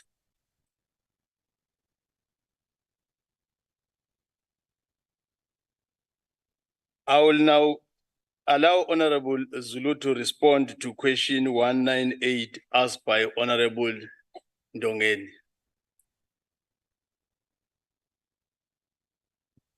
Thank you very much, Chairperson, and a very good morning still. It's not yet afternoon. Again, it's a pleasure for me to be here in response to this question. I'd like to start from the point that the department can safely say that the current measures that have been put in place to end child marriages are beginning to yield results. And I'm saying are beginning to yield results. I'm not saying that the whole challenge is over. Although we acknowledge that much still needs to be done, the fact that the different stakeholders are engaging on this matter shows that we are making strides in this regard. And if we look at the figures, as already been indicated, the decrease in the number of child marriages from 1,984 in 2008 to 369 in 2018 and 207 in 2021 marriages is also an indicating that the campaigns are yielding results. And of course, Chairperson, the goal is to have 0 child marriages in South Africa. The development of the marriage bill is one of the greatest milestones in ending child marriages. The bill, amongst others, seeks to prohibit solemnization of child marriages. And I also would like to indicate, Chairperson, that the work that needs to be done in terms of ensuring that we end child marriage is not something that can be done only by government, but we have to have a coordinated effort And that coordinated effort also needs to make sure that we engage with traditional leaders, we engage with families, we engage with those that still believe in the form of child marriages. The Constitution itself is very clear about the protection of children, and the Constitution is very clear about the fact that families have to take responsibility. But of course, as a department, we might take responsibility in ensuring that we build better communities by ensuring that we've got better families and we support these families. But when all is said and done, it is about men who also believe they have the right of taking children and marrying them underage, men who still believe in what is called ukuthwalwa, which we must make sure that it ends. What is therefore our responsibility? It is about the education of both men and women, but a focus in particular on men who still believe that it is better to marry a girl or a child that is underage, which is completely unacceptable. And therefore, our role as a Department of Social Development is to make sure that working with yourselves, honorable members, because you've got constituencies as you sit here. And part of what you are supposed to do as members of parliament is to engage in your constituencies in helping us in ensuring that we end child marriages. It is also something that we should be embarrassed about, in all honesty, when you think of the international, we've signed so many international agreements that are supposed to support us as a country to make sure that we end child marriage, which in my view is not only just child marriage, it's also an abuse of women. And therefore, the elimination of child marriages is a cross-cutting issue that is government's priority. Government has therefore adopted a collaborated approach in fighting this problem. Different government departments, such as the Traditional Affairs, the Department of Home Affairs, the Department of the Police, and all other, and the Department of Women, Youth, and People with Disability are collaborating with us and collaborating with community religious organizations. It should be noted that this cannot be dealt with in isolation. And it is for this reason, Chairperson, that when we take this issue, we make sure that it falls also under our program of 365 days of GBV that we deal with. 365 days, all of us must speak to this problem and end it collectively. I thank you. Thank you, Honorable Minister. The first follow-up question is from Honorable Ndongeni. Thank you, Chair. Thank you, Honorable Minister, for your response to my question. Honorable Minister, I agree with you that the marriage bill is a great milestone that will assist in ending child marriages. My question is, when is the marriage bill likely to be enacted? Thank you, Chairperson. Thank you, Honorable Ndongeni. Honorable Minister. Thank you very much, Honorable Ndongeni. And the good thing is that me and you belong to some other structure that works very hard, that's been working very hard since 1994 to make sure that issues, women empowerment and the protection of children remain on the agenda of the government of the African National Congress. And therefore, as far as the marriage bill is concerned, it is part of our responsibility from the government of the African National Congress to make sure that legislation and regulation that needs to be passed is passed. The process has just concluded public comments, and my colleague, the Minister of Home Affairs, will table the bill in Parliament before the end of the year.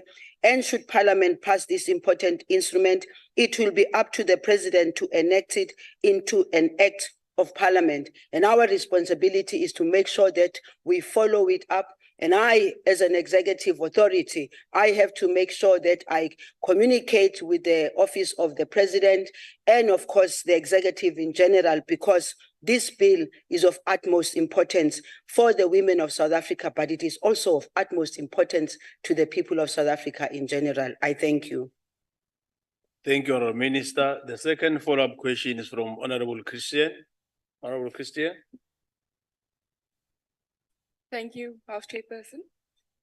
Good afternoon, Minister. Minister, it is concerning and disturbing, as you've mentioned, that there are more than 200 child marriages in South Africa in 2021. And the question is the current legal framework. We all know that under the current Children's Act of 2005, there are many inconsistencies and loopholes. Now, how will your department ensure that the legal framework against child marriages in our country are effectively enforced? Thank you. Thank you, Honourable Christian. Thank you very much. Thank you very much, Honourable Christian. I think the bill itself, taken also into context with the other bills, because this is what we think as a Department of Social Development. When we have one bill, it must not read in isolation with any other legislation that is in place. But when all is said and done, it's good enough and well enough to have the legislation. It's good enough and well enough to have passed bills and all. When all is said and done, how do those bills impact? How does that legislation impact on the day-to-day lives of children or the day-to-day lives? What is important for my department is to then have action plans that are supposed to be assisting in the education of our communities, in ensuring that we engage with churches, with religious affairs. It's good for them to know that there is legislation, but when all is said and done, it's beyond the legislation. It is about what happens and what is understood by our communities. And that's why, as a government, we are saying, and as a Department of Social Development, we say, let us deal with some of these issues house to house, family to family, street to street, because it's one thing for me to stand and be explaining the bills and all. It's another when we go and see what is happening within our communities. Thank you, Honorable Christian, for that question. Thank you, Honourable Minister. The third follow-up question is from Honourable Tafeni.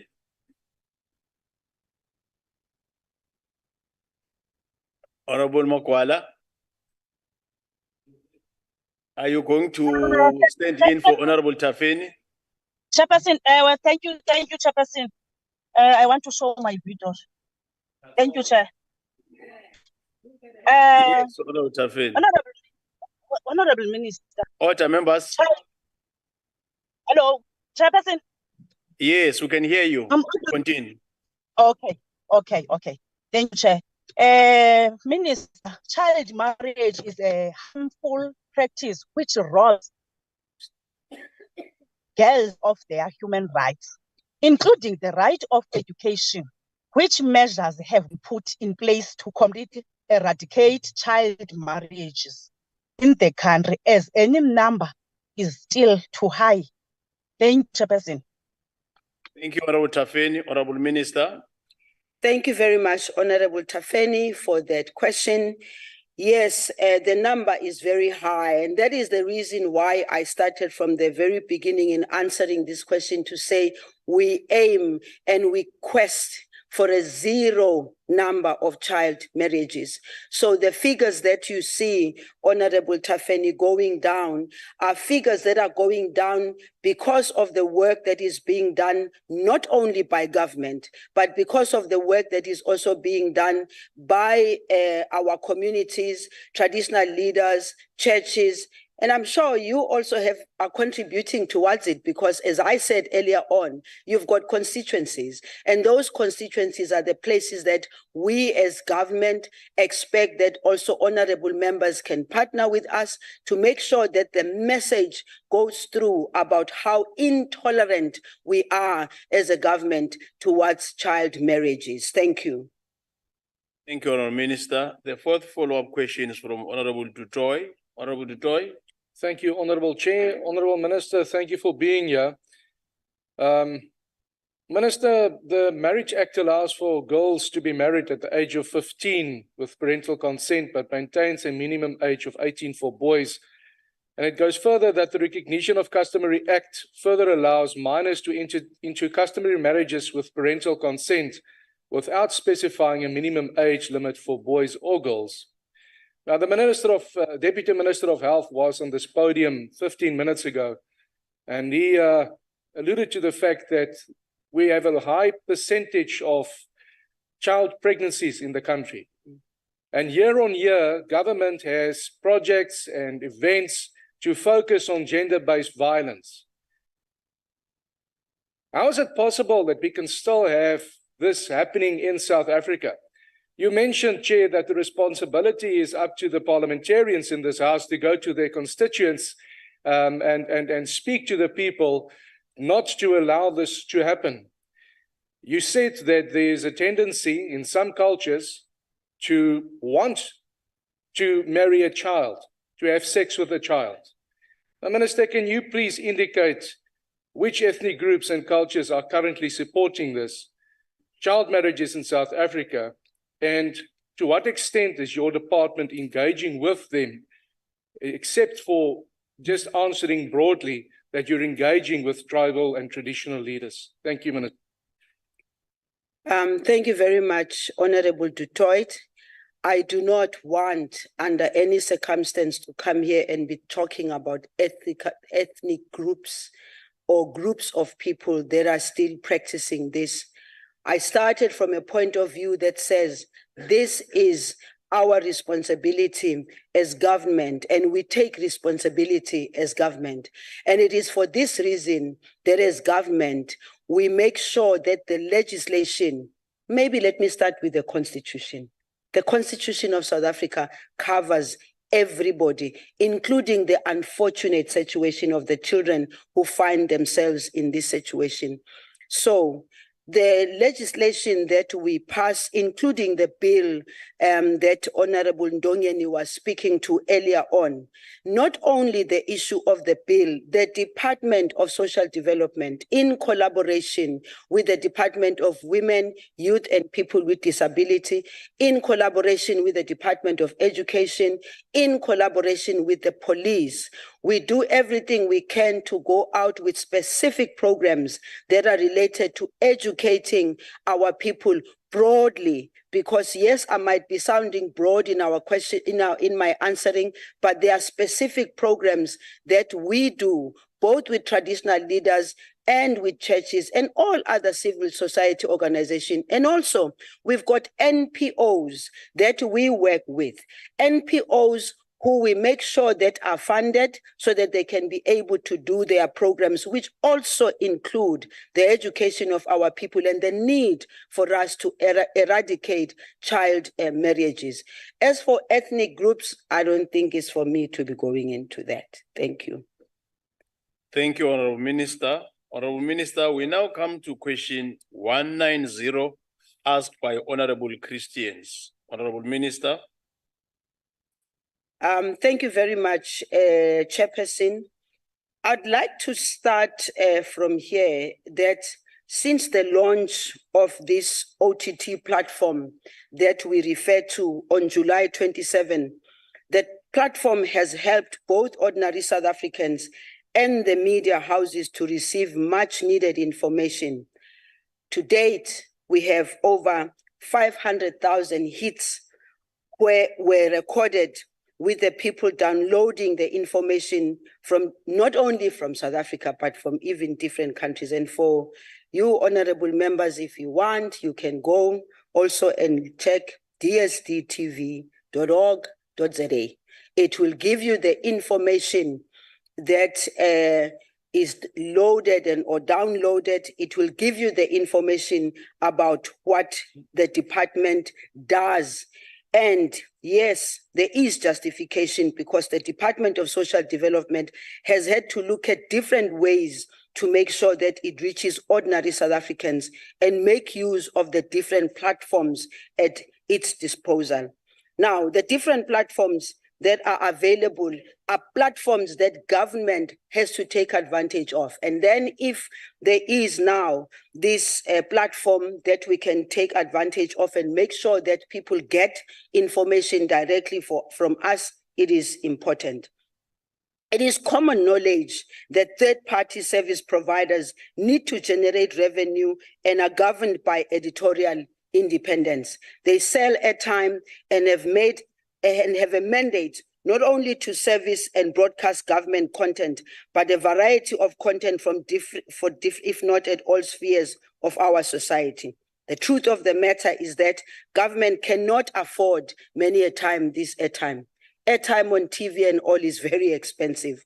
And therefore, including the newspapers, to be advertising in newspapers and all, it is quite expensive. And therefore, the OTT platform allows the department to have a central place where ordinary citizens can watch and find information on the work of the department and its entities without over-relying on the mainstream media. It doesn't mean that we don't consider the mainstream media to be very important, but the mainstream media also, we must contend with the fact that they've got a whole lot of other government departments and issues of the country to cover.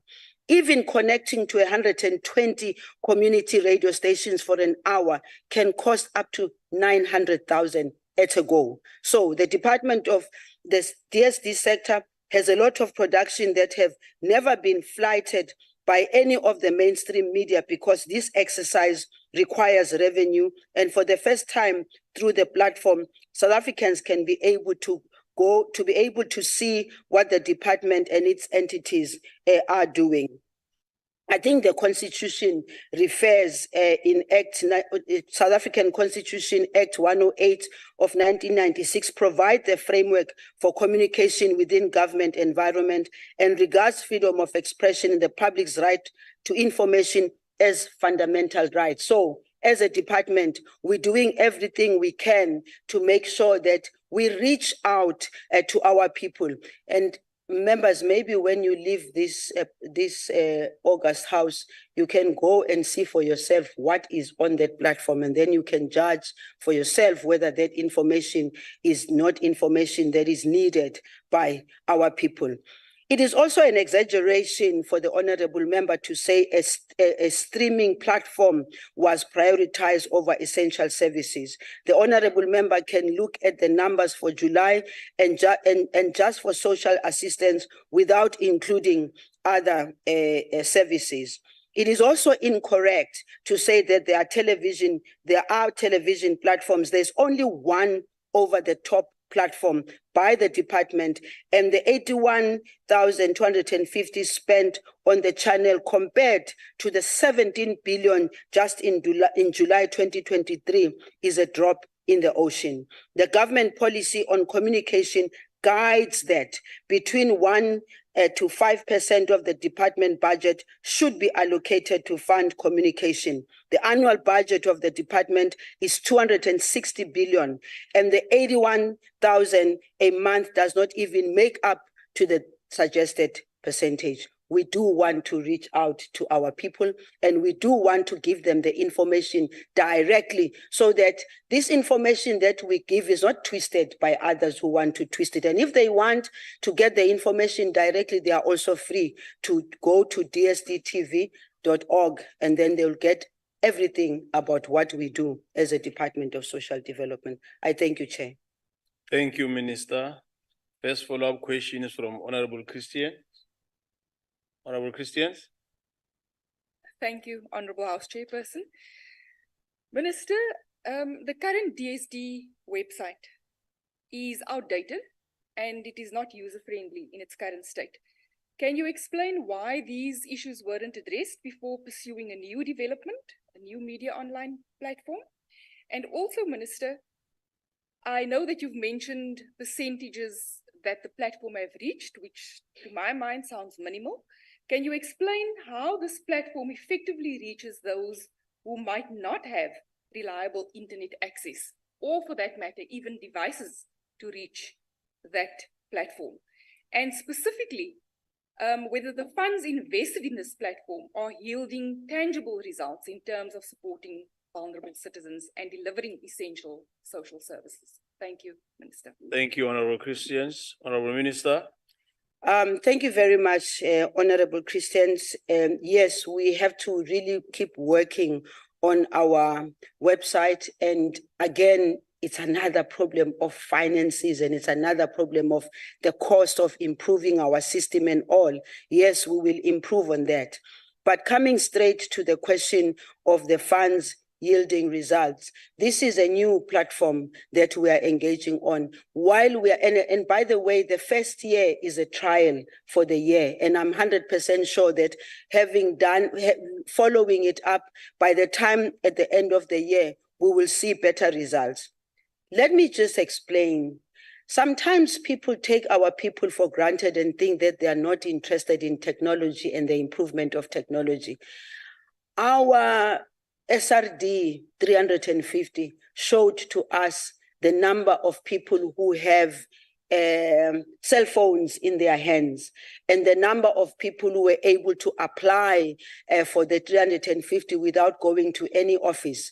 That on its own was also an indication that our people slowly but surely are getting to appreciate the opportunity of technology and the use of technology to make sure that they have easy access to some of the services that the department can provide. The fact that I also indicated that we had 500,000 hits, Honorable Christian, 500 hits is no mean feat, especially for a Department of Social Development, where people always think people who are getting social grants are not people who are interested in technology, are not people who are interested in access. This is already yielding what, albeit in the way you are saying, maybe it's not big enough. It will be big enough because it is our responsibility also to make sure that our people know that there's something called DSD TV now. Our people know that they can access information. And the more we load information on it, that is going to be helping our people and directing them to our services. The fact that we will load information that also indicates the work that we have done. By the way, I was in the Free State not long ago, and DSD TV went live right at the spot where we were meeting with the traditional leaders. Everybody who was speaking at that platform could be seen by this DSD TV. You could watch everybody who was in that meeting. You could also watch people who were speaking at that meeting. And so the funds will yield, and the funds are already yielding, because from now on, by the way, if you want, where we can be, in fact, if it wasn't for the processes that we have to go through for our DSD TV to be here, they would have been here showing the people of South Africa as I'm answering these questions, and they wouldn't have to be waiting for anybody. They would see it live. We go live, Honorable Member. Thank you. Thank you, Honorable Minister. The second follow-up question is from Honorable Shope, Special Delegates from Mpumalanga on the virtual platform. Oh, yeah, I thought you're on the virtual, sorry. Honorable Shope. Thank you very much, House Chair, and thank you very much, Honorable Minister, for adequately responding to this question. The over-the-top platform is very helpful in ensuring that the message and information on the services that are offered by the department are reaching the communities without being diluted, as you indicated, Honorable Minister. Has the department budgeted for this expense? Thank you. Thank you, Honorable Shope. Honorable Minister. Thank you very much, Honorable Shope. Yes, the department obviously does an overall budget for each and every unit, including that of communication. And therefore, the funds that we are using at the moment are budgeted for, because we cannot also be creating a platform like this where we are not going to be able to pay the amount that I indicated earlier on of 81,000 per month, and that's for the entire year. And yes, Honorable Hlophe, as I indicated earlier on, if it wasn't for some technicalities that we have to go through, the people of Mpumalanga would have seen you asking this question through our OTT platform. Thank you. Thank you, Honorable Minister. The third follow-up question is from Honorable Hadebe on the virtual platform. Honorable Pungan. Thank you, Honorable House Chairperson. Honorable Minister Makeba, I would like to ask the department, of course, through you, Honorable Makeba, has often stated that it did not have enough money to undertake some of its programs. I would like to know which programs did the department cut back on in order to fully launch and run this program. Thank you. Thank you, Honorable Hadebe. Honorable Minister. Honorable Bungane, ngibonge kakhulu lapho khona ekhaya ngiyakubona ukuthi usekhaya. Impendulo yami ithi akukho mali, asithathanga mali kuma program obekufuneka siwenze ukuze sikwazi ukuqhubeka nale OTT platform yethu. And ngicela ukusho futhi ukuthi ama budget cuts okukhulunywa ngawo, ama budget cuts afike okokuqala in the past 3 years, and lawo ma budget cuts sikhathelwe sonke 10% on the basis ukuthi i-economy yethu number 1 ayihambi kahle sometimes, and therefore kuyafuneka ukuthi uhulumende azame ukwehlisa lapha nalapha ukuze sikwazi ukuthi, for instance, ngenze nje example, ukuze sikwazi ukuqhubeka nokubhadala ama social grant, ukuze sikwazi ukuqhubeka nokubhadala no 350, kuyafuneka ukuthi si prioritize siwuhulumente. Kukhona ama program esingakwazi ukuthi siwa shift siwahlehlise, but kukhona izinto esingeke sikwazi ukuzihlehlisa, and ngifuna ukusho ukuthi, for instance, ukubhadala ama social grants one of the programs esingasoze sikwazi ukuzehlisa. Lokho ukuthi sishintsha imali siyithatha kuphi siyisa kuphi yinto leyo esezopresentwa yi-department yami kwi-portfolio committee, ngoba u-DG wethu, acting DG ne-team yakhe basabheka ukuthi if uhulumente ethikithi ake sikhathe lapha nalapha kukuphi lapho sizokhatha khona. For instance, sibhekene nento of traveling. We are looking at how much traveling cost, how much accommodation cost. Kukhona yini into esingayenza ukuthi sehlise inani labantu, for instance, masiya eindaweni lapho singakwazi ukwehlisa khona. So le mali le esikhiphayo for le OTT ayiphumi from any budget, imali ebudgetelwe ukuthi isetshenziswe for i-communication. Ngiyabonga. Thank you, Honorable Minister. The fourth follow-up question is from Honorable Mokause.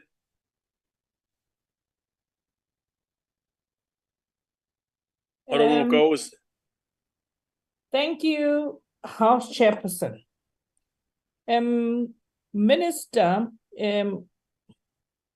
the current website of your department is not updated, and old information is still found being publicized by this department or appears on the website. How much exactly was allocated and how much was spent in this particular exercise? And how are you going to make sure that people in rural communities access this information, particularly those who do not have access to resources such as data and other devices which are needed, smartphones in particular, which are needed to access this platform? Thank you, As Chair. Thank you, Honorable Mokause. Honorable Minister. Honorable House ngiyamkhumbula, I wish ngabe ngawula endlini ngoba bengizobheka emehlweni mangimphendula umbuzo wakhe. I miss you, so we'll meet some other time. I-COVID isimoshile yasihlukanisa. But thank you very much for your question. Yabona ke mangithi ngiphendula abanye abantu abanye emasayidini baqale bangisukele ngingabenzanga lutho. Ngicela bangangisukeli ngoba mina ngizophendula imibuzo la. Abangangisukeli ngento engekho. The old information, yes, sengivumile vele when Honorable Christians was raising the issue of our website. I have already indicated that personally, I'm also not happy with our website. I cannot deny that. And the officials are sitting here.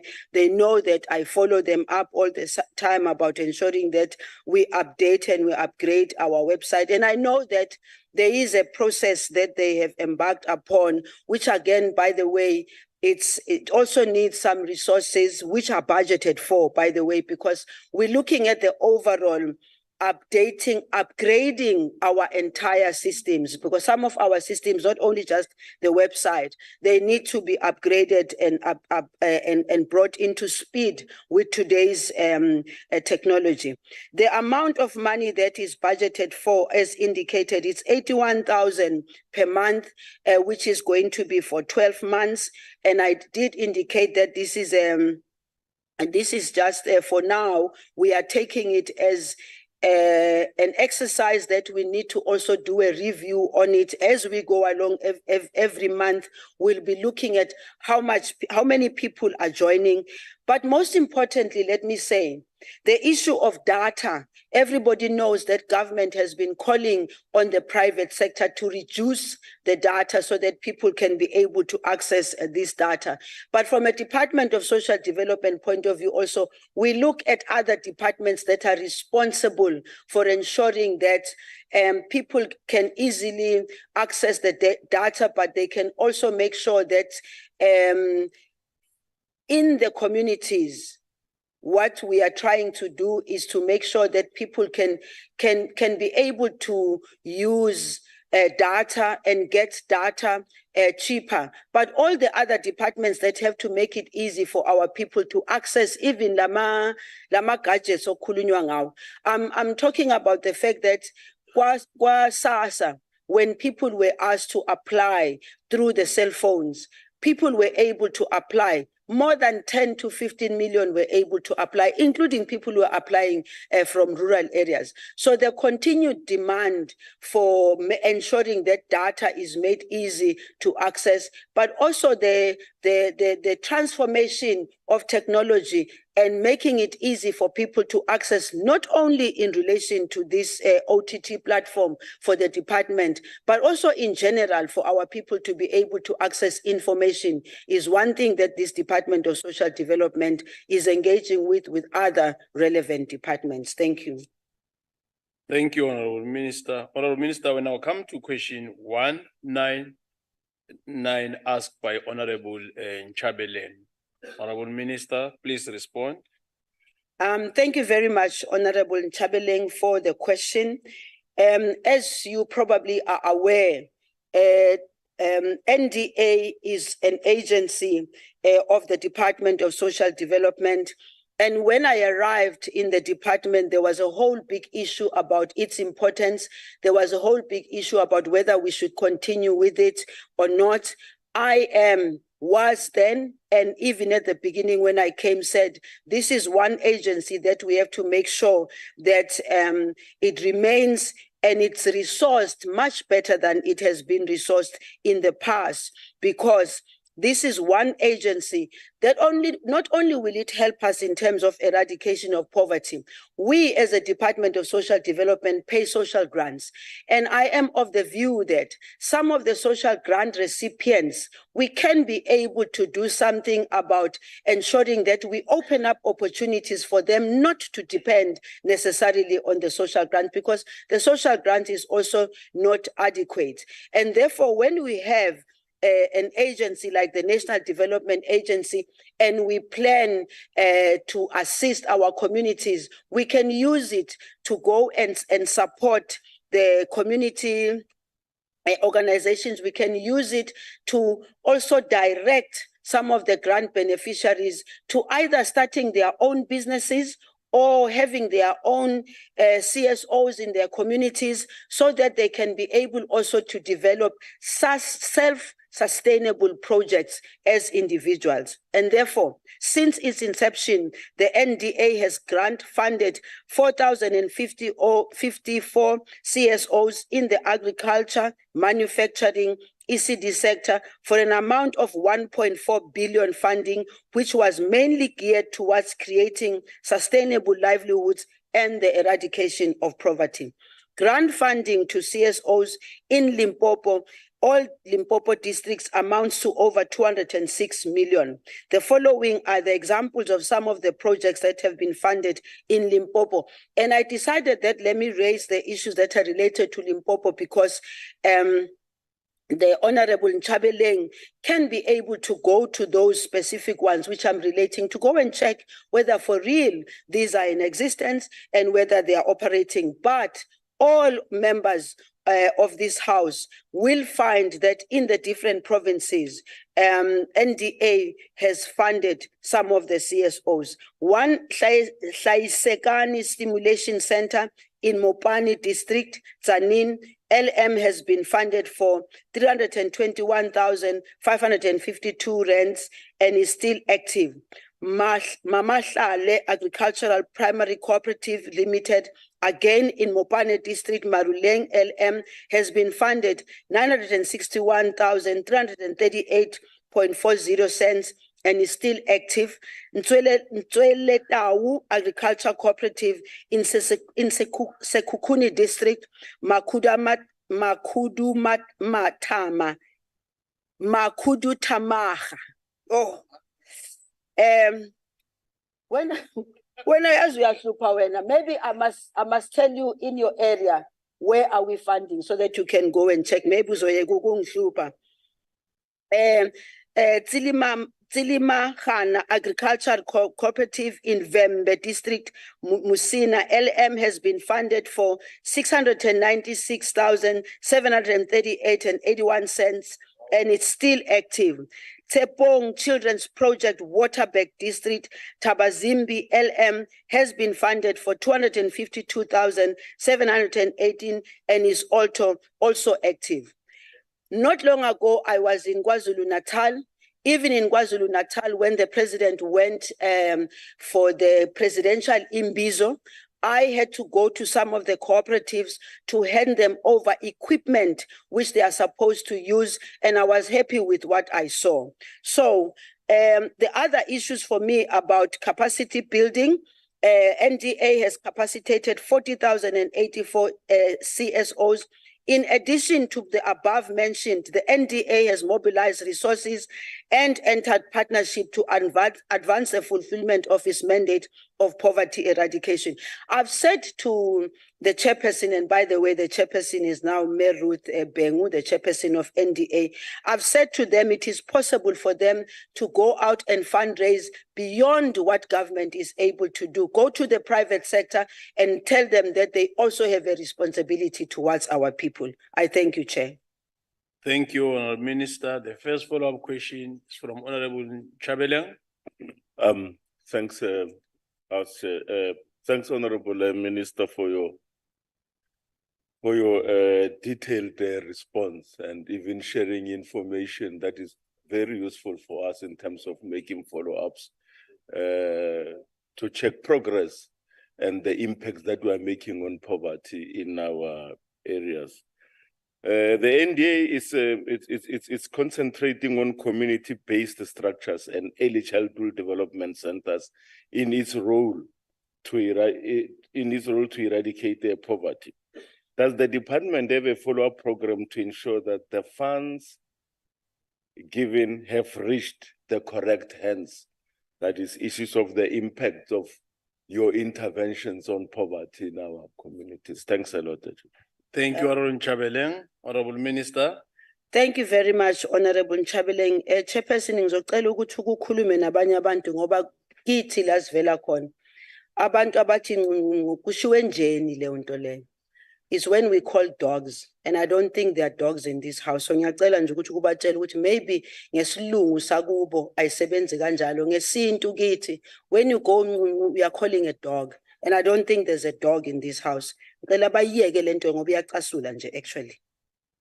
In responding, Chairperson, yes, DSD as a department does an oversight over NDA.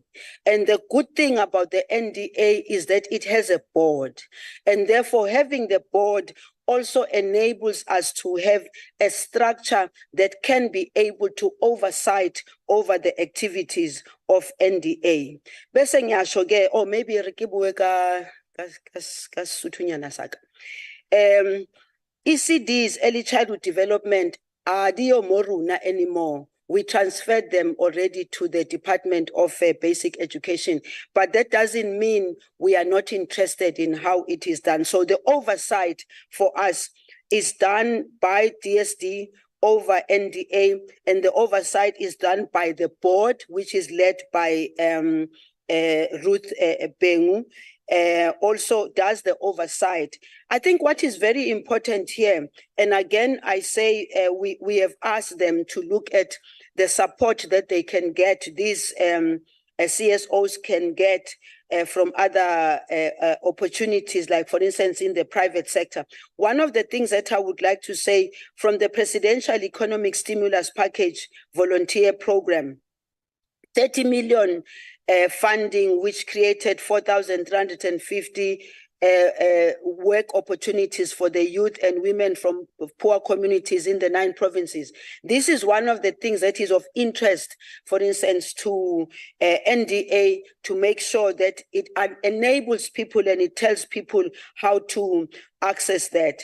And with regard to the ECDs, I think I have covered that, because also the ECDs get support from areas such as Hope Worldwide South Africa, ESCOM Foundation, but also it gets support from the Department of Social Development through the CARA Fund program. More than 300 CSOs providing service to victims of gender-based violence received funding.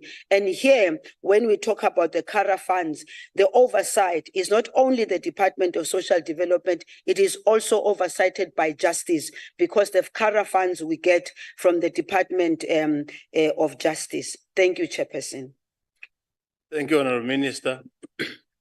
As for your first point, I want to bring to the attention of the members that I sustain the point of order raised by Minister that whosoever is doing that, let that person refrain, because it's not in line with the decorum of the House.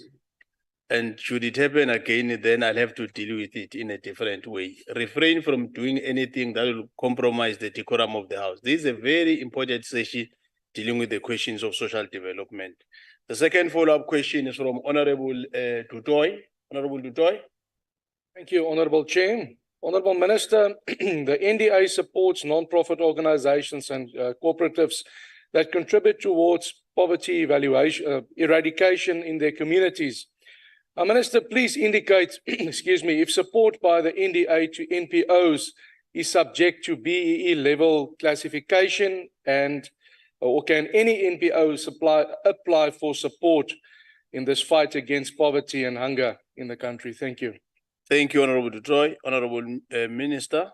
Thank you very much, Honorable Dutoy. And I must say, this is a very important question for me, because it's one of the things I've said to the department, that I want to see the list of those NPOs and CSOs who apply. We are not supposed, and we should not be using any BEE or any categorization other than what is in the Act that simply says CSOs who can show for the work that they are doing within their community, irrespective of race, irrespective of gender, irrespective of where they come from, they are free to apply. And as long as they make sure that they comply with the necessary legislation and the necessary requirements that are there, everybody has the right to apply. And I can say to you here, I have been concerned personally by seeing that there are certain race groups in South Africa that are hardly seen to be applying. And I'm wondering sometimes why they don't apply, because they have the right to apply, and they have the right to be considered exactly the same way that everybody else is being considered. So I call upon them to please apply, because I know that poverty, unemployment is not something that is confronting only some sections of our community or some racial group. It is confronting every South African who finds themselves without a job, who finds themselves without a means of supporting their families. Thank you. Thank you, Honorable Minister. The fourth follow-up question is from, or a third follow-up question is from Honorable Dlamini. Honorable Dlamini. Thank you, Chairperson.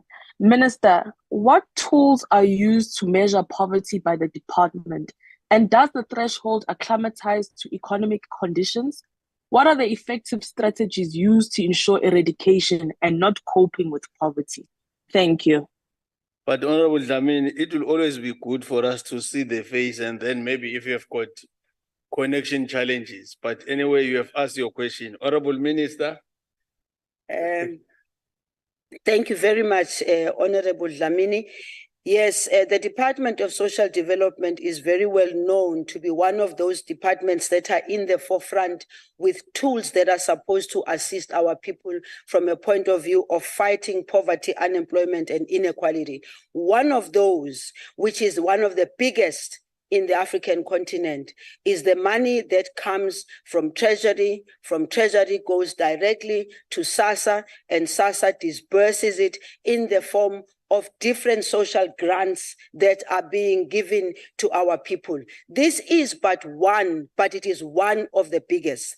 The second one is what we are coming from answering right now with the NDA being one of the tools that we have to use to make sure that we support our communities and supporting our communities so that they can self-sustain. I do know that if we look at the social grants, and how much the social grants can cover for the needs of our communities. They need much more than that. And it is for this reason, Honorable Dlamini, that we are looking at all other options, from ensuring that people maybe through our community development programs, we have people that can have gardens in their homes. We are looking at what the Department of Education does in terms of the feeding schemes that they have in schools. And by the way, many of those children that are covered by the Department of Education in school feeding scheme are grant beneficiaries. So when you go to schools and find that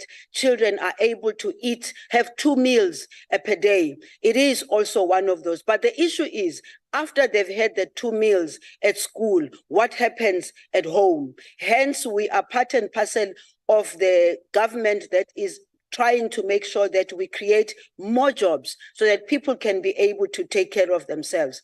The other one is with regard to partnering, for instance, with the Department of Agriculture and making sure that people are given seedlings or seeds in order to make sure that they can have the gardens. In the Northern Cape, for instance, the MEC Vilakazi will tell you that when we visited some places and we found that people are having beautiful flowers in their gardens, and they have beautiful flowers in the gardens. But I was asking a question.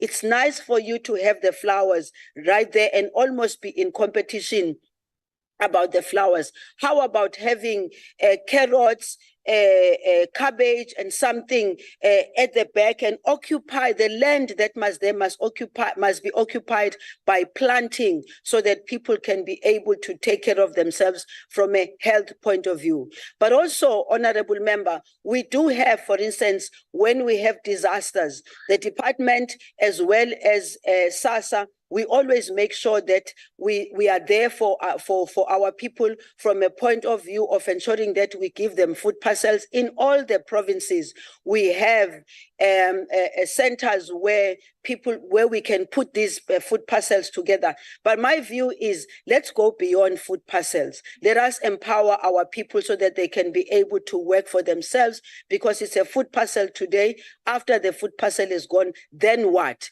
And this is also one other reason in the instruments that you are asking about. We're saying to the private sector, we're saying to them, let them partner with us so that we can be able to convince our people of the capacity they have You know, the best resource we have in South Africa is human resource. So if we can be able to empower our own people, irrespective of where they are, and ask them that they do these gardens, and ask them that they join the cooperatives, and ask them that they look for things that they can do for themselves, all the better for our citizens. I thank you. Thank you, Honorable Minister. The fourth follow-up question is from Honorable Baha. Honorable Baha. Thank you, House Chairperson. Minister, the mandate of the National Development Agency is crucial in the fight against poverty. Yet the persistent challenges of poverty, hunger, and unemployment raise questions about the agency's effectiveness. It is important to ensure that the initiative aimed at tackling these critical issues are yielding substantial results. And I believe transparency in this matter is vital to addressing the concerns of our citizens. Could you provide any identified gaps or shortcomings that might be hindering the agency's progress in the crucial endeavor? And how is the agency working to address these hurdles and adapt its strategies to better align with the evolving needs of our society? Thank you, House Chair. Thank you, Honorable Baha. Honorable Minister, please respond. Thank you very much, Honorable Baha, and your question is very, very relevant to what the NDA is currently doing now. They are going through a process of, in fact, they've completed. We're just waiting for them to make their presentation to the department of their new strategy. And the new strategy is also informed by the weaknesses that have been within the institution, which were raised both by the department itself, but also was raised by members of the Portfolio Committee of Social Development. Now that we have a board, because that's one of the things that becomes a problem sometimes, is when our institutions take too long to have institutions or structures that can do the oversight, but also structures that can be able to advise, because the board is not only there to do an oversight, the board is also there to give direction to the NDA. So the NDA will be presenting to the department and will be presenting, by the way, also to the Portfolio Committee of the new plan that they have that is going to assist us in confronting challenges of poverty. And also, I would like to say that the gaps are also informed by overall government's and not having a coordinated plan towards how do you deal with poverty, because it cannot only be the Department of Social Development that has to respond. It is about government overall saying, what are the things that are the cause for the poverty? And therefore, what are the plans that government has in order to make sure that we address that? One of the things that we have said NDA must do is to look at the strategy. In fact, there's a document that will be coming out soon, which I'm sure members would like to see, which is a document that is related to poverty alleviation, poverty eradication. You know, I'm always arguing about poverty alleviation and poverty eradication. And my view is that we have to eradicate poverty. The alleviation is a midterm thing. So the plans that we have as a department must connect to job creation, must connect to economic development, must connect to all other structures that can be able to help us so that our people can be able to stand on their own 2 feet and not be dependent. But dependency, unfortunately for us, we all dependent on one thing or the other. Some people say, no, we are creating dependency. We're sitting here and we depend on ensuring that we get our salaries. And if we don't get them, it means we're not fine. Just sit and think about those then that are not even going to be receiving any salary from anywhere. They are dependent on the state because the state is there to lift them. And the Constitution says that to us, those who are unable to take care of themselves, let us do everything we can as a government to lift them up. And so the new plan that is going to be coming out of the NDA is something that honorable members can also look at and see whether it is responding truly to the issues that we have raised. Thank you, Honorable. Thank you, Honorable Minister. Honourable Minister, we now come to question number 204 asked by Honourable Katebe, Honourable Pungane. Honourable Minister, please respond. Thank you very much, Pungane, for your question. I think I would like start from the fact that the department has developed prevention and promotion programs that are aimed at protecting and promoting the rights, safety and security of older persons and children in communities and residential facilities. These programs, I will indicate exactly what they are, but I'd like to start from the constitutional provision and the fact that Section 19 of the Social Assistance Act, number 13 of 2004, mandates SASSA to ensure that caregivers act in the best interest of the grant beneficiaries. Regulation 18 empowers SASSA to investigate and suspected cases of abuse, and where the misuse is proven, the grant can be transferred to an alternative caregiver. And then going back specifically to the programs, we have education and awareness programs reaching out to the general public on older persons, aimed at increasing knowledge and understanding of older persons' health-related issues, reducing the stigma and discrimination that older persons face, and encourage older persons to seek help and support whenever required. Of course, it's one thing to talk about the education. It's one thing to be able to know that some of these older persons are not even able to reach, are not even to make a call, and therefore a lot of the dependency depends on their families, on the communities. It is for this reason also, Chairperson, that I always say, if we don't deal with these issues, house to house, street to street, community to community, can you ask yourselves on the street where you are, how many elder people are here and what kind of support are they getting? How many of them are being abused? And it is for this reason also that we launched a program as a Department of Social Development called Asikhulume. In fact, I saw a magazine outside there that is almost closer to that. Asikhulume is meant to assist us as the Department of Social Development, get volunteers, get people from every district that can go to these homes, that can go to these houses. Community-based organizations can help us by identifying where the challenges are so that we can then make sure that we reach those people. The second program is advocacy campaign, lobby for policy changes, funding, or legislation that can improve the plight of both children and older persons. The third one is intergenerational and peer dialogues. These are conducted at district, provincial, and national levels to foster the transfer of intergenerational skills and tackle the issue of elder abuse, neglect, and ill treatment. Most importantly, knowledge and appreciate the knowledge, skills, and contribution of older persons in their families and communities.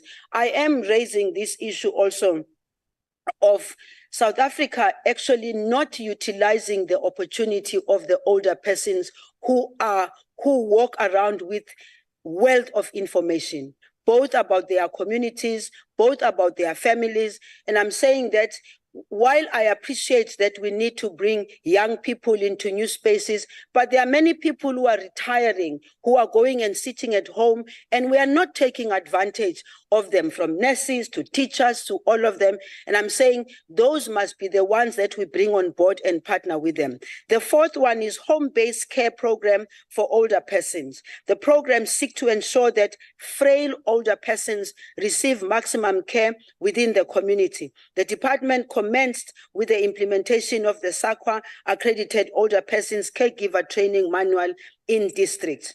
The fifth one is monitoring, is conducting at district and provincial level to ensure compliance with the prescribed norms and standards.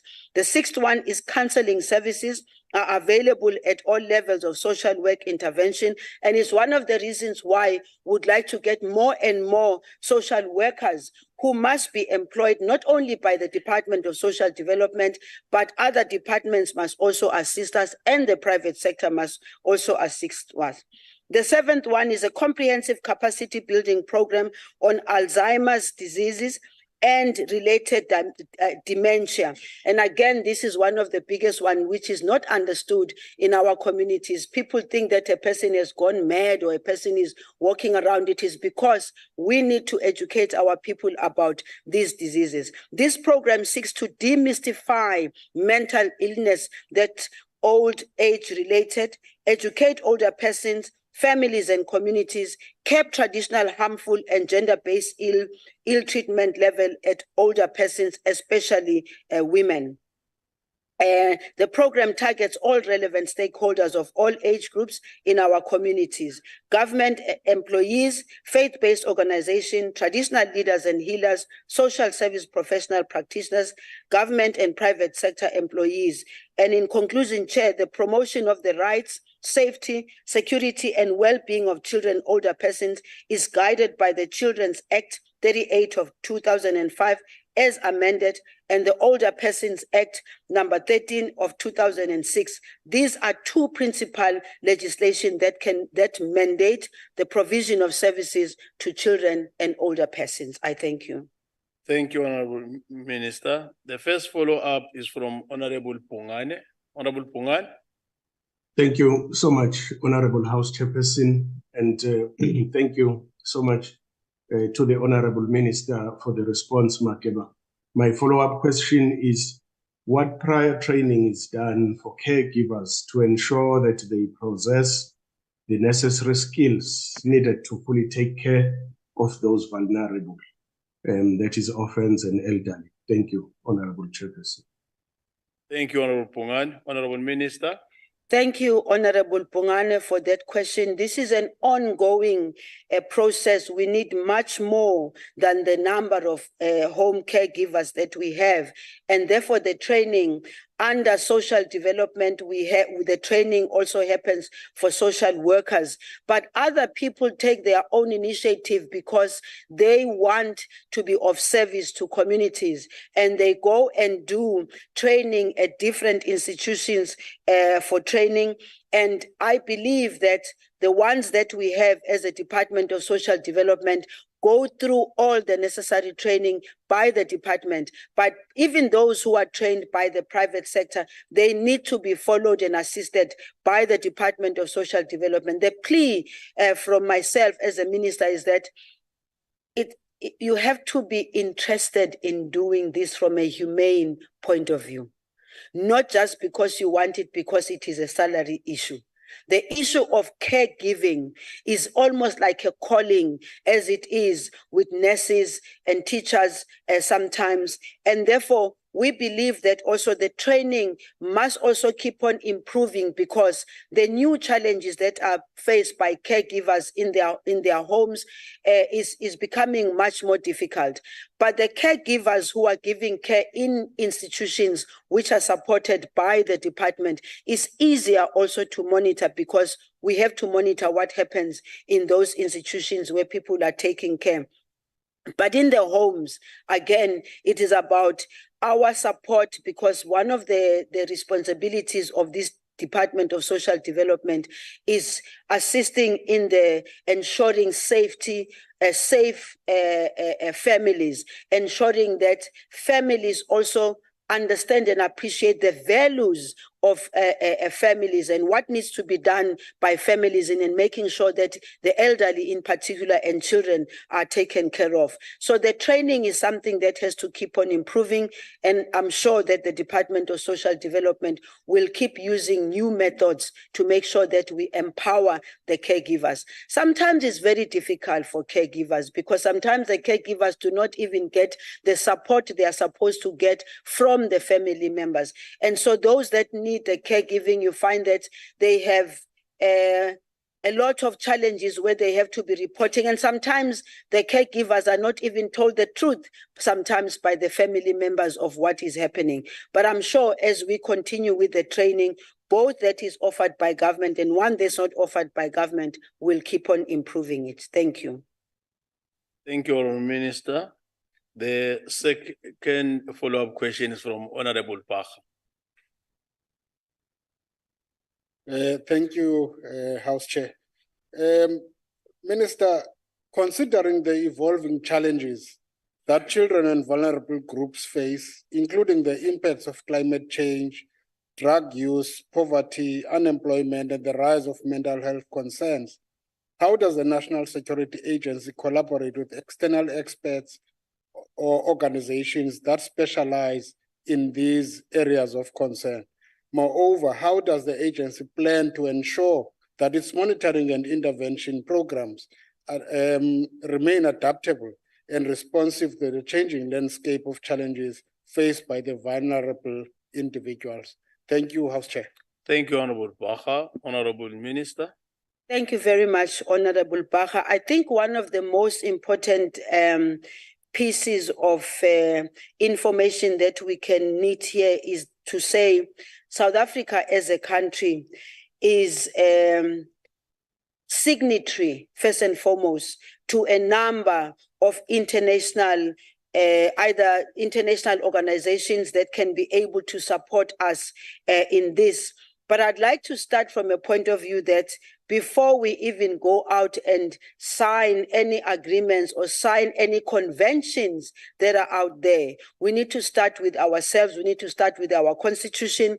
We need to start with creating systems and developing systems that can be able to respond to our people. And the evolving challenges is one of the things that the Department of Social Development works well through ensuring that there is rich research, which is continuous research. The research we do, particularly being supported by the United Nations, and I'm happy to indicate that most of the bodies of the United Nations which reside in South Africa, the department has got very, very good working relations with them. And therefore, the evolving challenges are assisted in understanding them, are assisted by the research that is done by the department itself, but also, as I say, there is also a call from us as a Department of Social Development that the new challenges and evolving challenges that you talk about, in fact, yesterday, we were dealing with the issues of drugs and how the drugs are changing, one, and how even our institutions where we keep our people for drug rehabilitation, we are finding problems because the treatment that we are giving to them is no longer responding to the new challenges of the new drugs. And therefore, it's important for us to make sure that we expose ourselves to the international world, which knows a lot about these drugs. And also the evolving challenges are based on, one, the lived experiences of our people. It is about us understanding the state of the people. What are the issues that are a big challenge for our people, and what are the challenges? And if you do not have an appreciation and understanding of the conditions under which our people live, you will then never be able to develop policies that will be able to respond to that. To that effect, Honorable Baha, I want to say to you, the department is alive to these new challenges. The department is alive in proposing policy changes that need to be done. And I must tell you here, standing here, I found in the department very good people in the department, from DDGs to chief directors, who actually I found that they've got a lot of experience in research. They've got a lot of experience in advancing certain policy changes. And I think one of the reasons why maybe one can be able to say it's been easy for me to do the work that I do, it is because of the caliber and people that I found in the department that have been proposing a lot of policies, which, by the way, sometimes end up not being anywhere. I'll just make a quick example for you. We are dealing with the issue of the 350, and we're saying what's going to happen with the 350. We dealt with it at the time when the 350 had to come to an end. And I was asking the department, can't we have something that we can then use? And the officials in the department said to me, hey, Minister, we are asking us, your own government had developing a policy of the basic income grant that was developed way back 2008. And so it's sitting in the shelves. I had to pull it out But if I didn't have officials that could still remember and see it as a solution to our problem, the basic income grant wouldn't have been on the table, because quite frankly, I wouldn't have known about it because I was not in the space of social development. Thank you very much. Thank you, Honorable Minister. The third follow-up question is from Honorable Moletsane. Honorable Moletsane. Thank you, House Chair. Minister, apart from training of the caregivers, is there any screening of the people who are recruited to be the caregivers about their background, whether do they qualify to be the caregivers? Thank you, House Chair. Thank you, Honorable Moletsane. Honorable Minister. Yes, thank you very much, Honorable Mulitane. And I think this is a very critical question, because one of the things the department cannot afford is to get people who are going to be abusive when they get to the homes where they're expected to support. Yes, there is a screening of the background, but I must indicate that sometimes in the screening, there might be one or two slips-offs, and that is why, as a department, we have to do everything we can to make sure that we tighten the screening process. And in the screening process, we must also indicate the fact that we believe that at provincial level, at district level, this is where the monitoring and evaluation can happen, because it's one thing for the Department of the National Department to be able to make sure that we've got the screening processes, but it's another to make sure that those people that have been given that responsibility are up to scratch. But also the screening, in my view, cannot be something that is done as a once-off.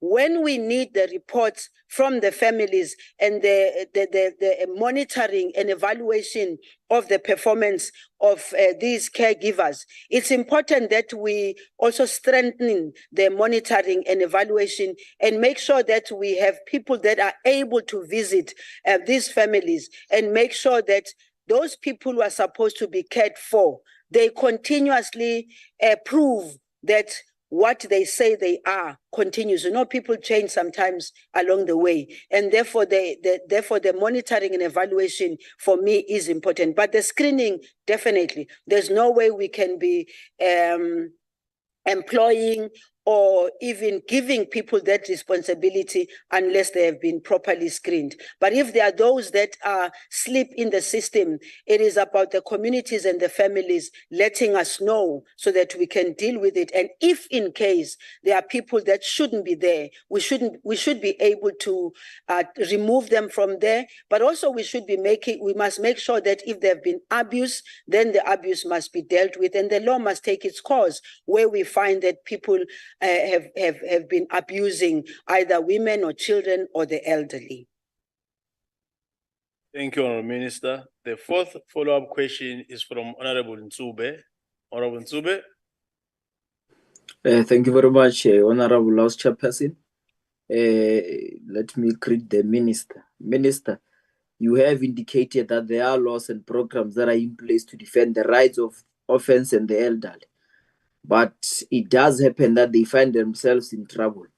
I just want to check, what are the emergency measures put in place by the department in case of abuse of an orphan or elderly by those close to them? Thank you very much, Honorable House Chair. Thank you, Honorable Nsube. Honorable Minister. Thank you very much, Honorable Nsube. Yes, the department has got safe beds that are allocated in districts to deal with emergencies in an event an older person needs a place to stay, pending an investigation process. In the case of a child, the child will be removed and be placed in a temporary safe care pending opening of the Children's Court inquiry for alternative placement.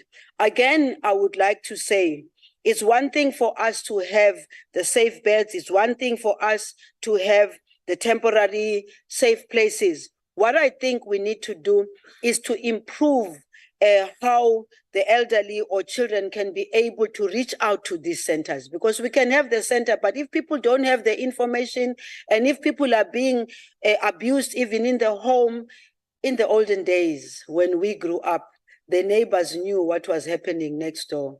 These days, people don't want people to know what is happening next door. These days, people are building long walls, high walls.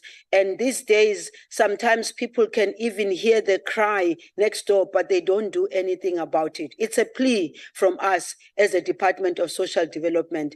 Do know when you hear a woman cry, or when you are being told there's something going on in there, go to the police, report it to the police, because the department cannot be in each and every house, each and every home. But when we say as a department, we need volunteers, house to house, street to street, community to community, so that they can raise these issues. There is nothing as painful as the department arranging for a lunch or something of the elderly. And as they walk in, you can tell. I mean, you don't need to be a scientist to see when the elderly are walking in, that some of them are walking in looking very neat, very clean, which means they are coming from an environment. But you can see others that they walk in, that they are walking in with miserable faces. And I say to my department, as these elderly people are walking in either for the lunches or any program that we might be having, it's important for our social workers to be able to see those ones that are not looking very good. And then we have to do the follow-up. Again, this cannot be done by the department, by the National Department of Social Development. That's why we believe the district development model, which President Cyril Ramaphosa announced, and he is now going to different communities with the imbizos, and most of the time he's asking us, where is the plan for the district development model? What are you getting from the people? And so it's important for us to begin to also go back to being humane about each other. Let us not ignore the cries that we hear even in our neighbors. Let us not ignore even the teachers sometimes at schools. They are able to find out from the children, because the children will tell you what is happening at home. But we don't have a system that will enable us as a Department of Social Development to get that information from the schools where they are the elderly or the orphans who are being abused. We give resources to caregivers who have some of the orphans in their homes. And it's important for those of the communities who are keeping the children as orphans in their homes to make sure that they are taken care of. I mean, if you think about the amount of money that is being spent by government in giving the caregivers. I mean, in Mpumalanga, one time I went to an orphanage and I found that each child at the orphanage, government was paying 4,000 rand per child per month. The issue is, where does that money go to? It's our responsibility at provincial level to make sure that we visit those homes and make sure that the children look like there's that amount of money which is being spent, instead of having that amount of money paying, for instance, for people's lifestyle, having better cars, having better homes. I'm not saying people shouldn't have better homes, but that money is being given to them to take care of the orphans in their places of safety. Thank you, Chair. Thank you, Honorable Minister. Honorable Minister, we now come to question 191, asked by Honorable Christians. Honorable Minister, please respond. Thank you very much, Honorable Christians. And I want to upfront to say to you, as the executive, I am guided by certain standards. I am guided by appointment criteria. I am guided by criteria that is described in the directive on compulsory capacity development, mandatory training days, and minimum entry requirements for SMS, issued on the 6th March 2017 by the Department of Public Service and Administration. Therefore, the department and or the minister does not have the latitude to amend any of the criteria. Even if you want a particular person, if that particular person does not meet that criteria, you cannot appoint a person who does not have the necessary qualifications. And therefore, there were no adjustments made to the appointment criteria of the Director General's position. And also, let me also appreciate and say Firstly, the directive prescribes that the minimum qualification required for a head of department post shall be an undergraduate qualification and a postgraduate qualification NQF level 8 as recognized by the South African Qualifications Authority. Secondly, the minimum number of years of experience as an entry requirement for a head of department is 8 to 10 years of experience at a senior managerial level, at least 3 years, which must be an organ of state as defined in the Constitution. Therefore, it is important to state that all shortlisted candidates for this post met the prescribed criteria, number one. Secondly, I see that there is a lot of issues in the public that point to almost like the person has been appointed. The person has not been appointed. There was, firstly, a due process of application for all. There was a due process of shortlisting, which, by the way, I must say, I have nothing to do with any shortlisting of anybody. I don't sit in any shortlisting. I didn't sit in the shortlisting of this. All I did was to put together a panel of, as required again, a panel that had to interview all the candidates that applied. And we must ask ourselves one fundamental question. What would be the reason for some people to go to the extent that they have to point at even leaking secret, confidential government information to the media, not only to the media, to stop this particular appointment, which is still in process? The Minister of Public Service has not completed her work.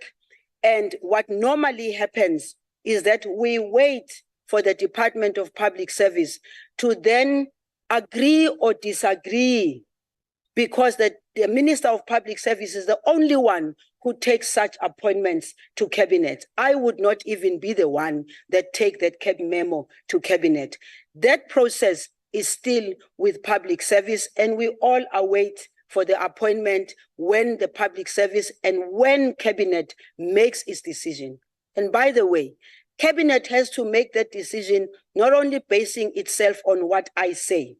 Cabinet will make that decision on the basis of what the Public Service says. They've done all the checks and balances as to whether that person that is being proposed by that is proposed by the panel that was put together. One of the things that I find completely and utterly unacceptable is the information that goes around saying it's because the person comes from KwaZulu-Natal. The person, it says a whole lot of things about me and the relationship thereof. I find it completely and utterly unacceptable, because the issues of ethnic, whatever, where the person comes from, and also I find it completely unacceptable for people to connect the fact that there is a person whose surname is from KwaZulu-Natal and the person is from KwaZulu-Natal, and therefore automatically, because it is said I come from KwaZulu-Natal. I want honorable members to put it clearly here and now and lay it to rest. I, under my office, under any circumstance, can I want people to be in my office on the basis of where they come from, on the basis of which region they come from, on the basis of whether they are Zulu or Xhosa or Sotho or Pedi, whatever. I did not fight for that. I fought for an opportunity to be given to everybody that qualifies. And this case, for instance, has not even reached the final destination. It is still on the way.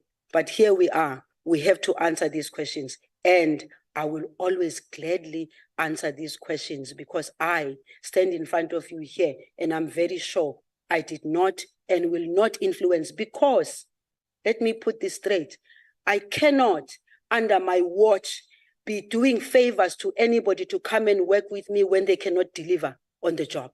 That I can never do. Thank you. Thank you, Honourable Minister. Honorable Christian, first follow-up question.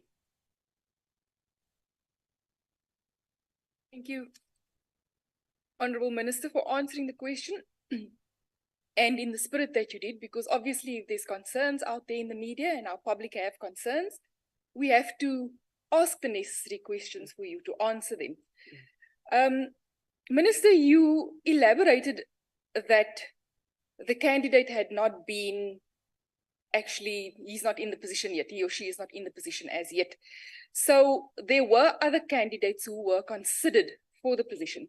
Could you elaborate a little bit about their qualifications and their experience compared to the person who has been proposed, because it is at the proposed phase now?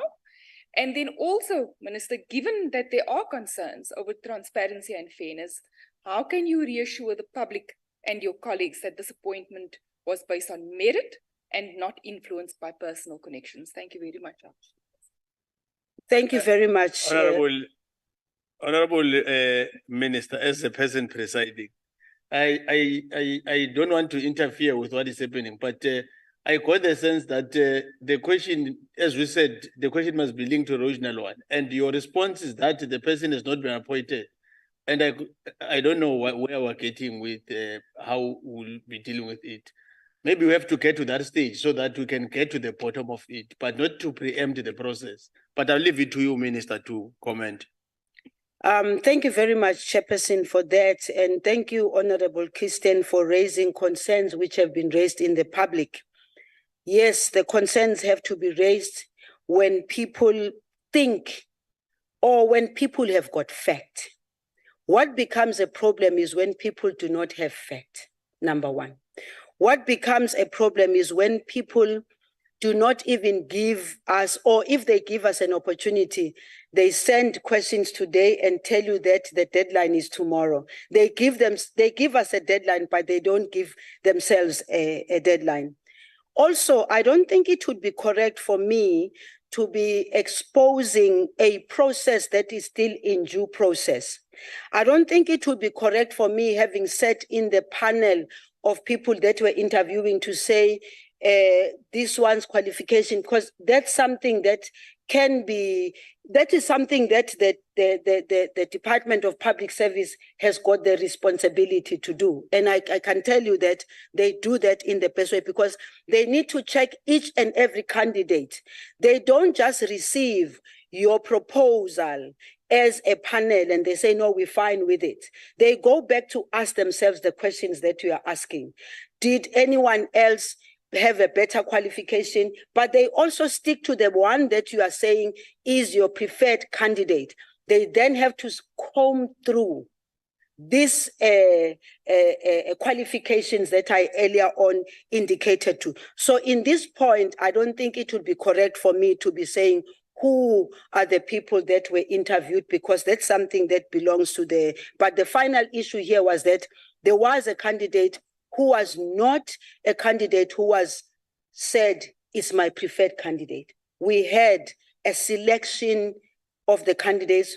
I had two ministers, I had a deputy minister, I had a DG from another department, and we made sure that we abide by the regulations. We made sure that happens. And also the whole issue right now for me is sub judice in a way, because the public service has not even presented to cabinet who is the preferred candidate. And unfortunately, this is where the problem lies. When we talk about people who take out confidential information, information that is supposed to be protected for everybody, for every individual, including even the ones who were there, who went through the interviews and all. When you have people who do not have respect for that, worst of all, they go and talk like as if an appointment has been made. They go and talk about due process, which has not even been said by the public service that, no, Minister and your team, your process was flawed. It is the public service that has to do so. But now, unfortunately, We are being vilified out in the public. We are being called all kinds of names in the public because somebody dared to take that information, which was still information that is secret, that has to go through the due processes. As we speak, all that information is somewhere out there, and I do not think it is correct. I do not think that it is right. I do not think even the public servants who are public servants have got the right to do that. Neither do I think anyone else has got the right to do that because that information is protected. However, that doesn't mean that when the announcement is made, when cabinet makes that decision and people who have got issues, they have the right to then stand up and say, Minister or cabinet, you have appointed this candidate. This is what we can put on the table for you to reconsider, or also tell us whether it is correct for you to appoint a person with the following facts that are put on the table. Right now, we are far from that, and the whole thing has been messed up. Thank you. The second follow-up question is from Honorable Dutoy. Thank you, Honorable Chair. Honorable Chair, the Minister indicated now that she can't actually provide answers and she stipulated all the facts. So for the moment, I'm covered. Let's see when the appointment takes place, if we will engage again. Thank you. Thank you, Honorable Dutoy. The third follow-up question is from Honorable Nkosi. Thank you very much, Honorable House Chair.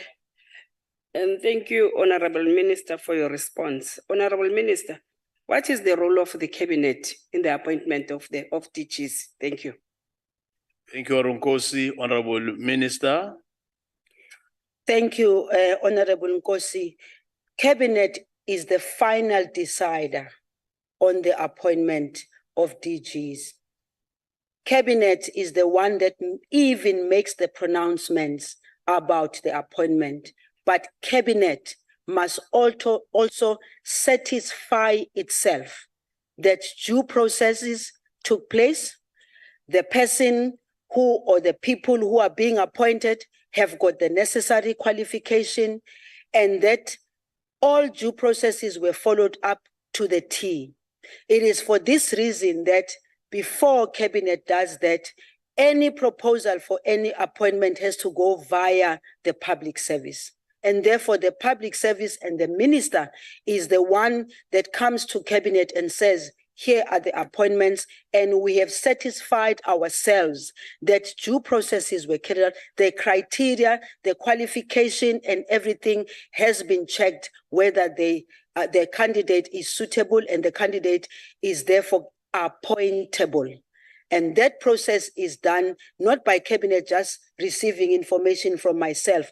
I do not even participate. My task as a minister is to make sure that the advert was done, the selection was done, the interviews were done. I put together the team as according to the guidelines, and then after that, I hand it over to the public service, and the public service is done. The one that does the checks and balances, and cabinet will finally say yes or no to an appointment. Thank you, Honorable Minister. The fourth follow-up question is from Honorable Mokause. Honorable Mokause. Thank you, House Chair. Minister, we notice that you are still here. You are still the minister.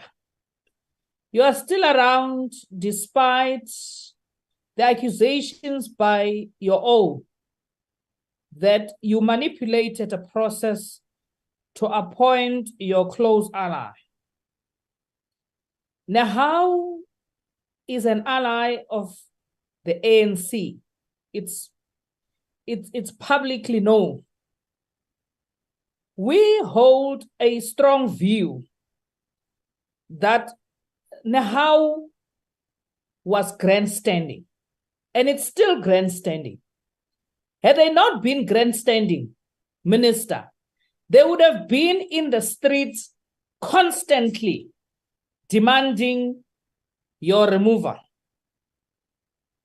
So it clearly shows that they were grandstanding. Now, out of all these accusations, Have you publicly went out there to dismiss or admit to these allegations? Is it your first appearance relating to this? Thank you, House Chair. Order members, let's leave it to the minister. I thought she has sufficiently covered it in the first response, but I'll allow you, Honorable Minister, to comment out of what has been said by Honorable Kaus. Thank you very much for that question, Honorable. This happens to be my first from a point of view of Parliament because the question was asked, and I am answering the question because I have due respect for this House. I'm answering the question because it's part of my responsibility to make sure that all members of Parliament, whether in the NCOP or whether in the National Assembly, when they ask questions, I must be able to answer those questions. Yes, when it comes to Nihau, I wrote a letter to say that I would like to have a meeting with them because I personally do not believe that our public spats, and especially with alliance partners, I don't think it's something that South Africa needs. We need to be able to sit together and put the facts as they are. Because as I indicated earlier on, the fact that they had information which should have not been in their hands is something that needs to be asked. Why were they given that information? How did they get in that information? What was the purpose of that information being leaked out when it is protected by the law? And they know the due processes of the law. And by the way, nothing would have stopped them either from saying, now, Cabinet, you have appointed this person. We don't agree to this appointment. And they put the facts on the table because this is a government, and my belief, having been here, it's transparent. And the Constitution protects them also to be able to raise those issues so that we can deal with these issues.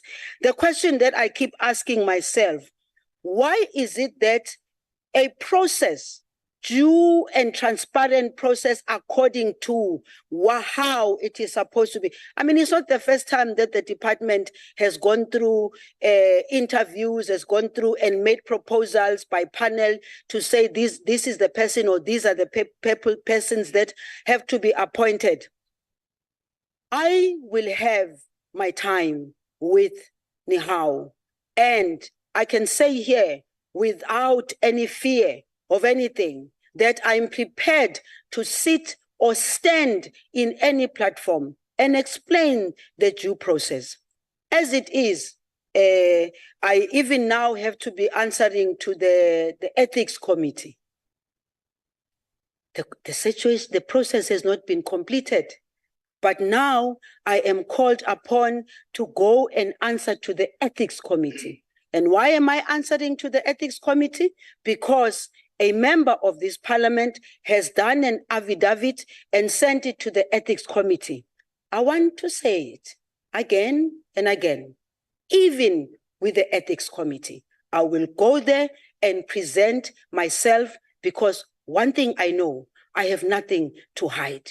I will go to the ethics committee and respond to the issues because I believe in these institutions. I believe also you have ethics committee because it was for it to be able to curb any form of abuse. And I will go to the ethics committee and respond as I am expected to do so. But for now, it is a fact that this appointment, which seems to have started by an article that was published, an article, by the way, and I must tell members here, that I got questions. Those questions did not even come to me for the first time. The questions went to the department. But it is me that they are talking about. They needed to send the questions to me so that I can be able to answer. Secondly, when I called the journalist who wrote the article, I said, this is a democracy I fought for.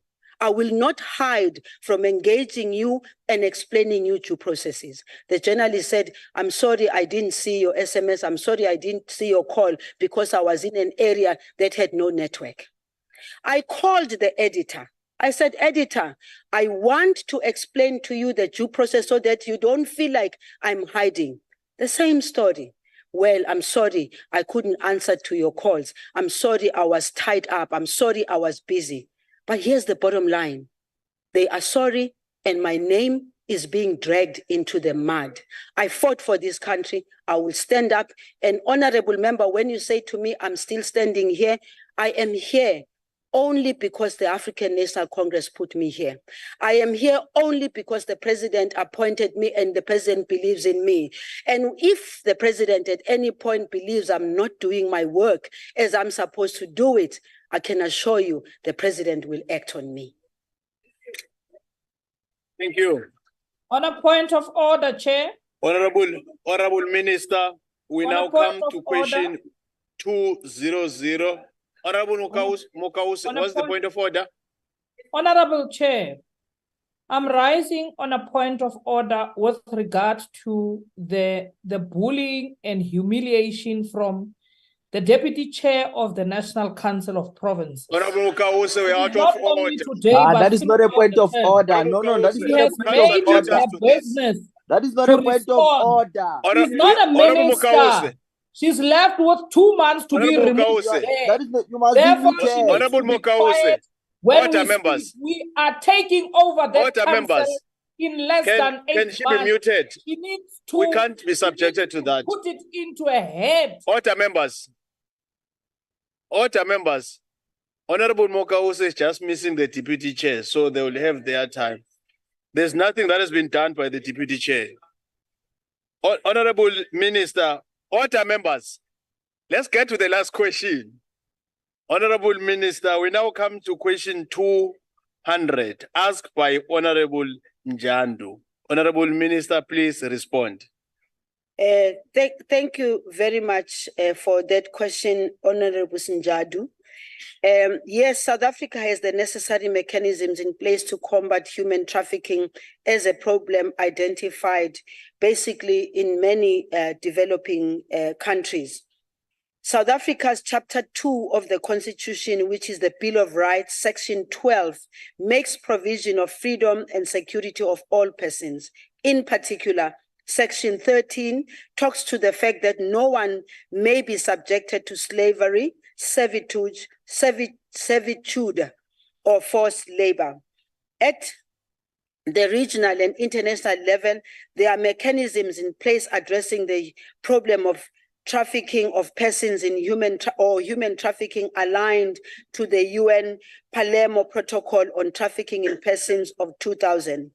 Part of the key mechanisms are the country's Prevention and Combating of Trafficking Persons Act number 7 of 2013 and the National Policy Framework of Trafficking Persons NFPTIP, which came into existence in 2019 and was reviewed in 2022.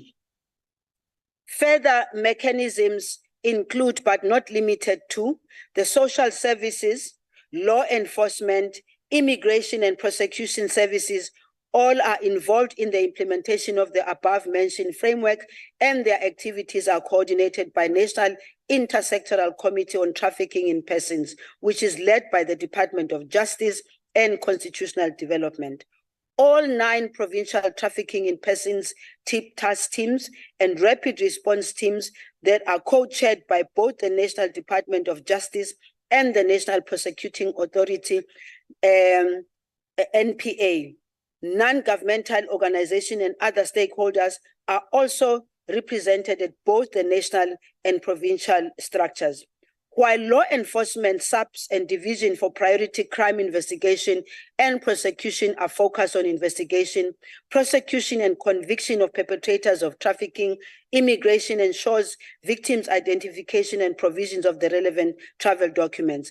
The Department of Social Development is responsible for the following: victim identification, protection, care, support, and healing from the trauma of exploitation by trafficking syndicates, which, by the way, It starts with the existence of trafficking syndicates who get away with murder, actually, because they are the ones that go around in our communities ensuring that they look for the vulnerable and they want to traffic our children and women. Frontline social workers of the department and CSO partners are trained to identify signs of trafficking and assessment of suspected victims of trafficking for the issuing of letters of recognition by the provincial heads of social development. The department is also responsible for the accreditation of service providers and programs, including the shelters for victims of trafficking, in line with the norms and minimum standards. Both the national and 9 provincial departments of social development target calendar days, such as the World Day Against TIP from 30th July, TIP Awareness Week, first week of October, and the 16 days of activism for non-violence to create awareness in rural and urban areas. Honorable members, this is a serious problem, particularly in developing countries and in the African continent. And we see many of our own crossing seas because they are going to look for greener pastures somewhere else. And amongst them, you will find that there are children and women who are trafficked. And therefore, it becomes our responsibility to stand up and do something about it. One time I was driving from the Free State, and I saw this huge truck stopping there. They saw a young girl who was on the street, and the truck driver decided to stop. And I had to find a way of driving back behind that truck, and I was driving like a mad person because I could see that young girl getting into that truck, and I couldn't imagine what was going to happen to that child. That truck driver realized that what I was doing, so that didn't know who I was. That's not the issue. And my being able to find a way of driving back and pointing at him, he drove the car very fast, the truck very fast, and I was able to take the number plate of the truck. Here's the problem. If we see it and we don't do anything about it, we'll always end up just talking about it. It is our responsibility collectively to stop it because it is painful for the children and it is painful for the women who get trafficked. I thank you, Chair. Thank you, Honorable Minister. First follow-up question is from Honorable Njandu. Enkosi kakhulu mphathiswa. Ukuphendula lo mbuzo nangendlela oyiphendula ngayo ngokucacileyo. Honorable Minister, on your response, my question will be, how many shelters are accredited to provide services to victims of trafficking? Thank you very much. Thank you, Honorable Njandu. Honorable Minister. Enkosi, Honorable Njandu. Ama-shelter ephelele okwamanje awu-22 are accredited to accommodate adults of victims of trafficking since 2018. And the 3 of them are to be renewed as their accreditation period has expired. This is one of the problems we have, which I think, again, without necessarily directing honorable members what to do, you have constituencies, and some of these ziguma constituencies when sometimes abanikazi bawo abawaranayo banokuba late ukurenewa ama accreditation. Any accreditation asikwazi ukubanikeza yona without checking whether they really are fit enough to be the ones that take care of these people. And so azikho enough ngokubona kwami as the Minister of Social Development, but each province has at least 1 shelter accredited for the victims of trafficking. Gauteng, KwaZulu-Natal, and Western Cape have more than 1, as these provinces account for the highest number of identified victims of trafficking in each year. All the child and youth care centers CYCCs accommodate child victims of trafficking in addition to all the children in need of their care. I do want to say here, Uguti, ezi engikwaze ukuzivizithela ukuzibona. I really wish to thank the people who work tirelessly in those centers. Again, njengoba bengisho earlier on ukuthi sometimes lento iba senhlizweni nasengqondweni yomuntu uba I'm taking this kind of work because I'm committed to it. Esikhathini esiningi aba bantu abasebenza kulezo ndawo, even nama allowances or salaries, if we can talk about, are not enough, but I can tell you they do the best that they can. Kungako sithi Department of Social Development sinida ukuthi kube nama social workers more and more. South Africa hasn't got enough social workers. National Development Plan take funeka sibe na 55,000 by the year 2030. I am, as the president has also said to us, considering the social ills and the problems that we have, that is not enough, and the department has to do more to get more and more of the social workers. Thank you, Honorable Minister. The second follow-up question is from Honorable Makwala. Honorable Makwala. Thank you. Babu Chong. Order, members. Greetings, Minister. I know I just want to address something in the House is that the chest pains that the ruling party is having busy calling passes. It was so full in FNP, now they're having chest pains. Just want to make clarity in terms of that. Order, Minister, members. you look very lovely in your red. Order. Minister. Honorable members, it's order, members. Let's allow him to ask the question.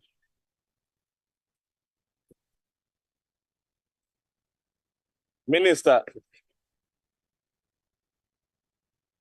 Honorable members. Minister, young girls stand vulnerable to human trafficking in South Africa. Despite the existence of the law to address human trafficking in South Africa, what steps has been taken towards to creation of an official human trafficking database in all 9 provinces, which will trace the trafficking of young girls? And what intergovernmental programs are in place to intercept these involvements in human trafficking? Thank you, Honorable Makwala. Honorable Minister, please respond. Order, members. Honorable Makwala.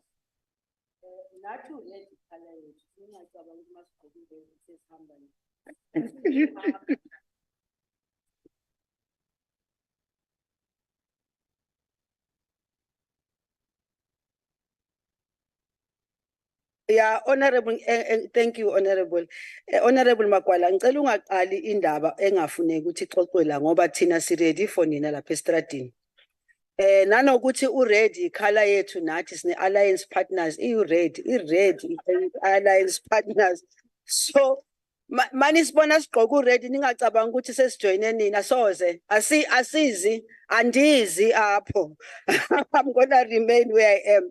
Yeah, but thank you very much for your question. And before I really go to the details of what systems we have in place, really my call has always been to members of parliament and even in the NCOP, help us end this, because this is something that is very painful. The database of those that are arrested for human trafficking is something I provider from the Department of Justice as well as Amapolisa, because I unfortunately don't have the facts and the figures, but I promise you we can give you those. But again, the issue is not about the facts and the figures. The issue, well, it is about the facts and the figures, because then you are able to know whether we are able to deal with the issue or whether your system and efforts are dealing with the issue or not. However, vulnerability of women and children who end up being trafficked, as we know it, is about the breakdown of families. It is about breakdown of family values. It is about the breakdown of law and order in some instances. It's about the breakdown of systems that can be able to take care of our people, because I'm sure women and children, women in particular and children who get trafficked, if they lived in a conducive environment for them, they will not expose themselves to that. But the people also who go out planning and plotting would not be able to pull them to their side.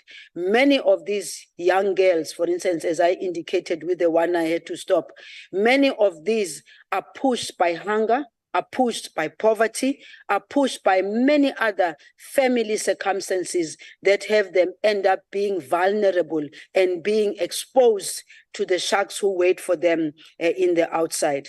Intergovernmental, I think I did indicate earlier on when I was speaking that we don't work alone as a Department of Social Development in this. We work with the police, we work with the Department of Women, Youth and People with Disability. But our call basically is to say all government departments must, when they see such, because legislation alone, I've said, to have legislation nicely being written, to have laws that are nicely written, the laws only act once the person has been caught to have been doing that. What we need to do more and more, which the Department of Social Development does, and I wish to thank the province in particular of the Northern Cape. Northern Cape never misses the time to get us to go and be speaking to communities. They organize these meetings. Not only do they organize that around the 16 days of activism, they do that throughout the year.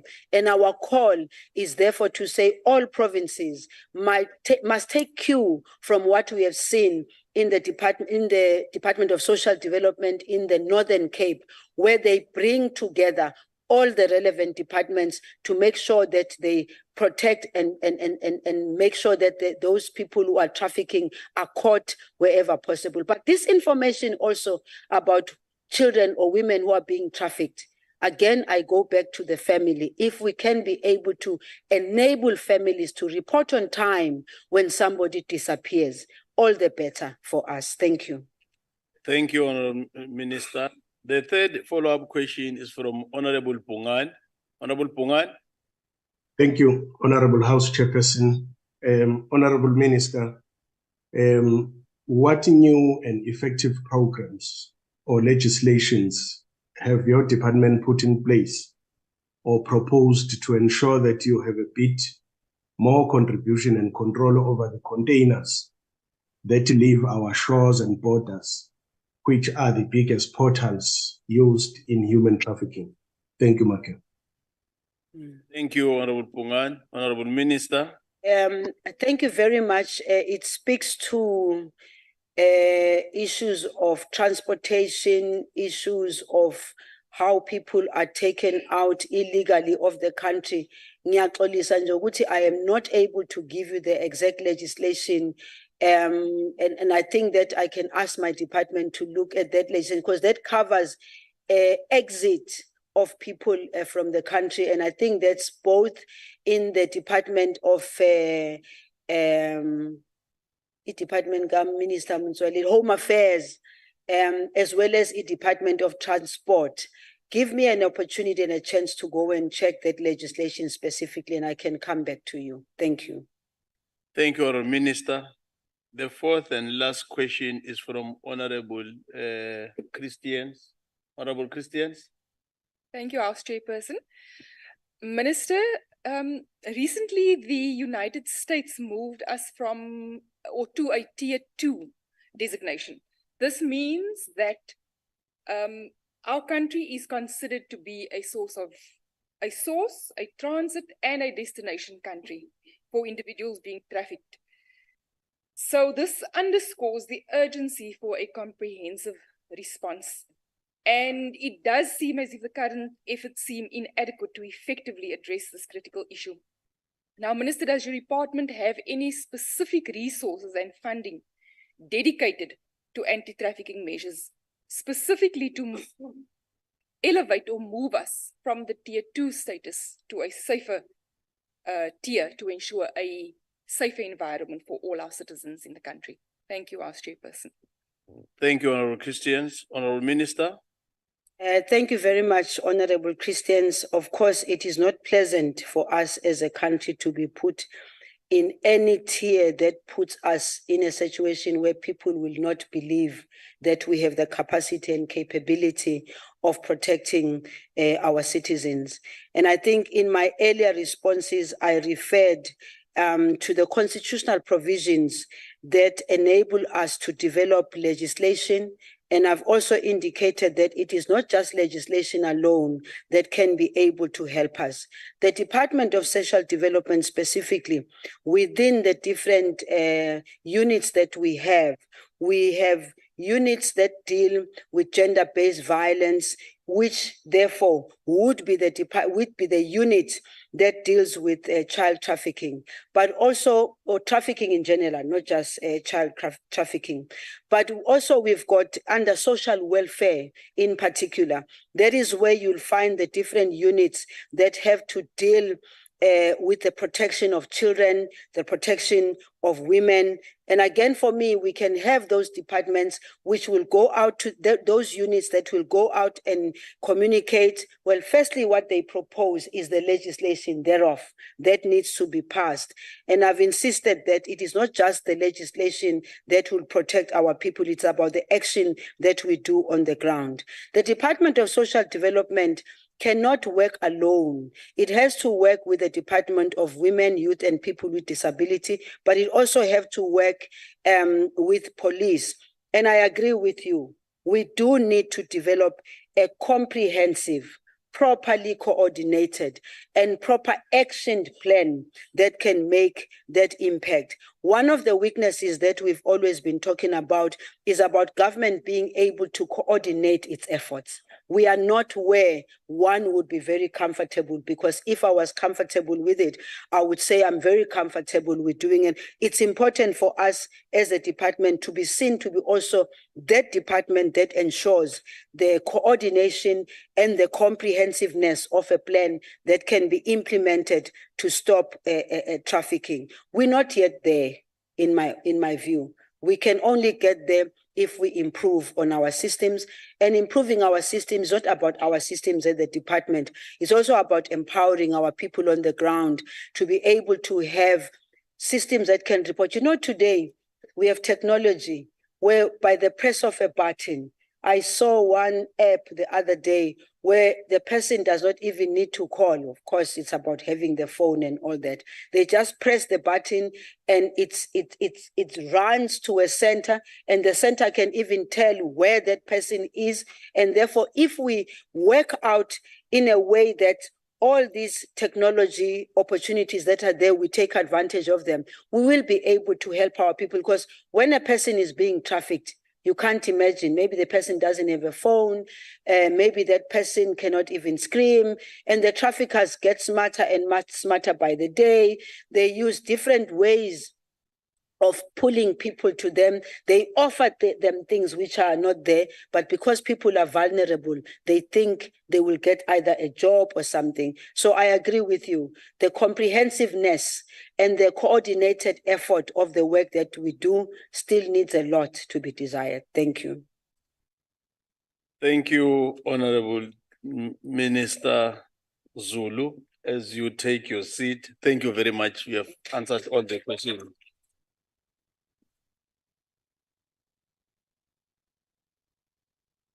Honorable members, there is a new link. Order members, announcement first. There's a new link for the preparation of the provincial week workshop. So you have to access the new link. They've changed the old one because of the time. Honorable members, allow me to take this opportunity to thank Honorable Minister Makeba for availing yourself to answer questions this sitting. Special delegates in this sitting, we happen to have more than 6 MECs on the virtual platform, 2 from Mpumalanga, Honorable Hlope and Honorable Williams from the Eastern Cape that are physical here, and the Deputy Chair of Chairs from Gauteng and the Provincial Whip. So we're so lucky. It was an important indeed session to come and support. Even yesterday, it was almost the same. Thank you very much, honorable members. That concludes the business of the day. The House is adjourned.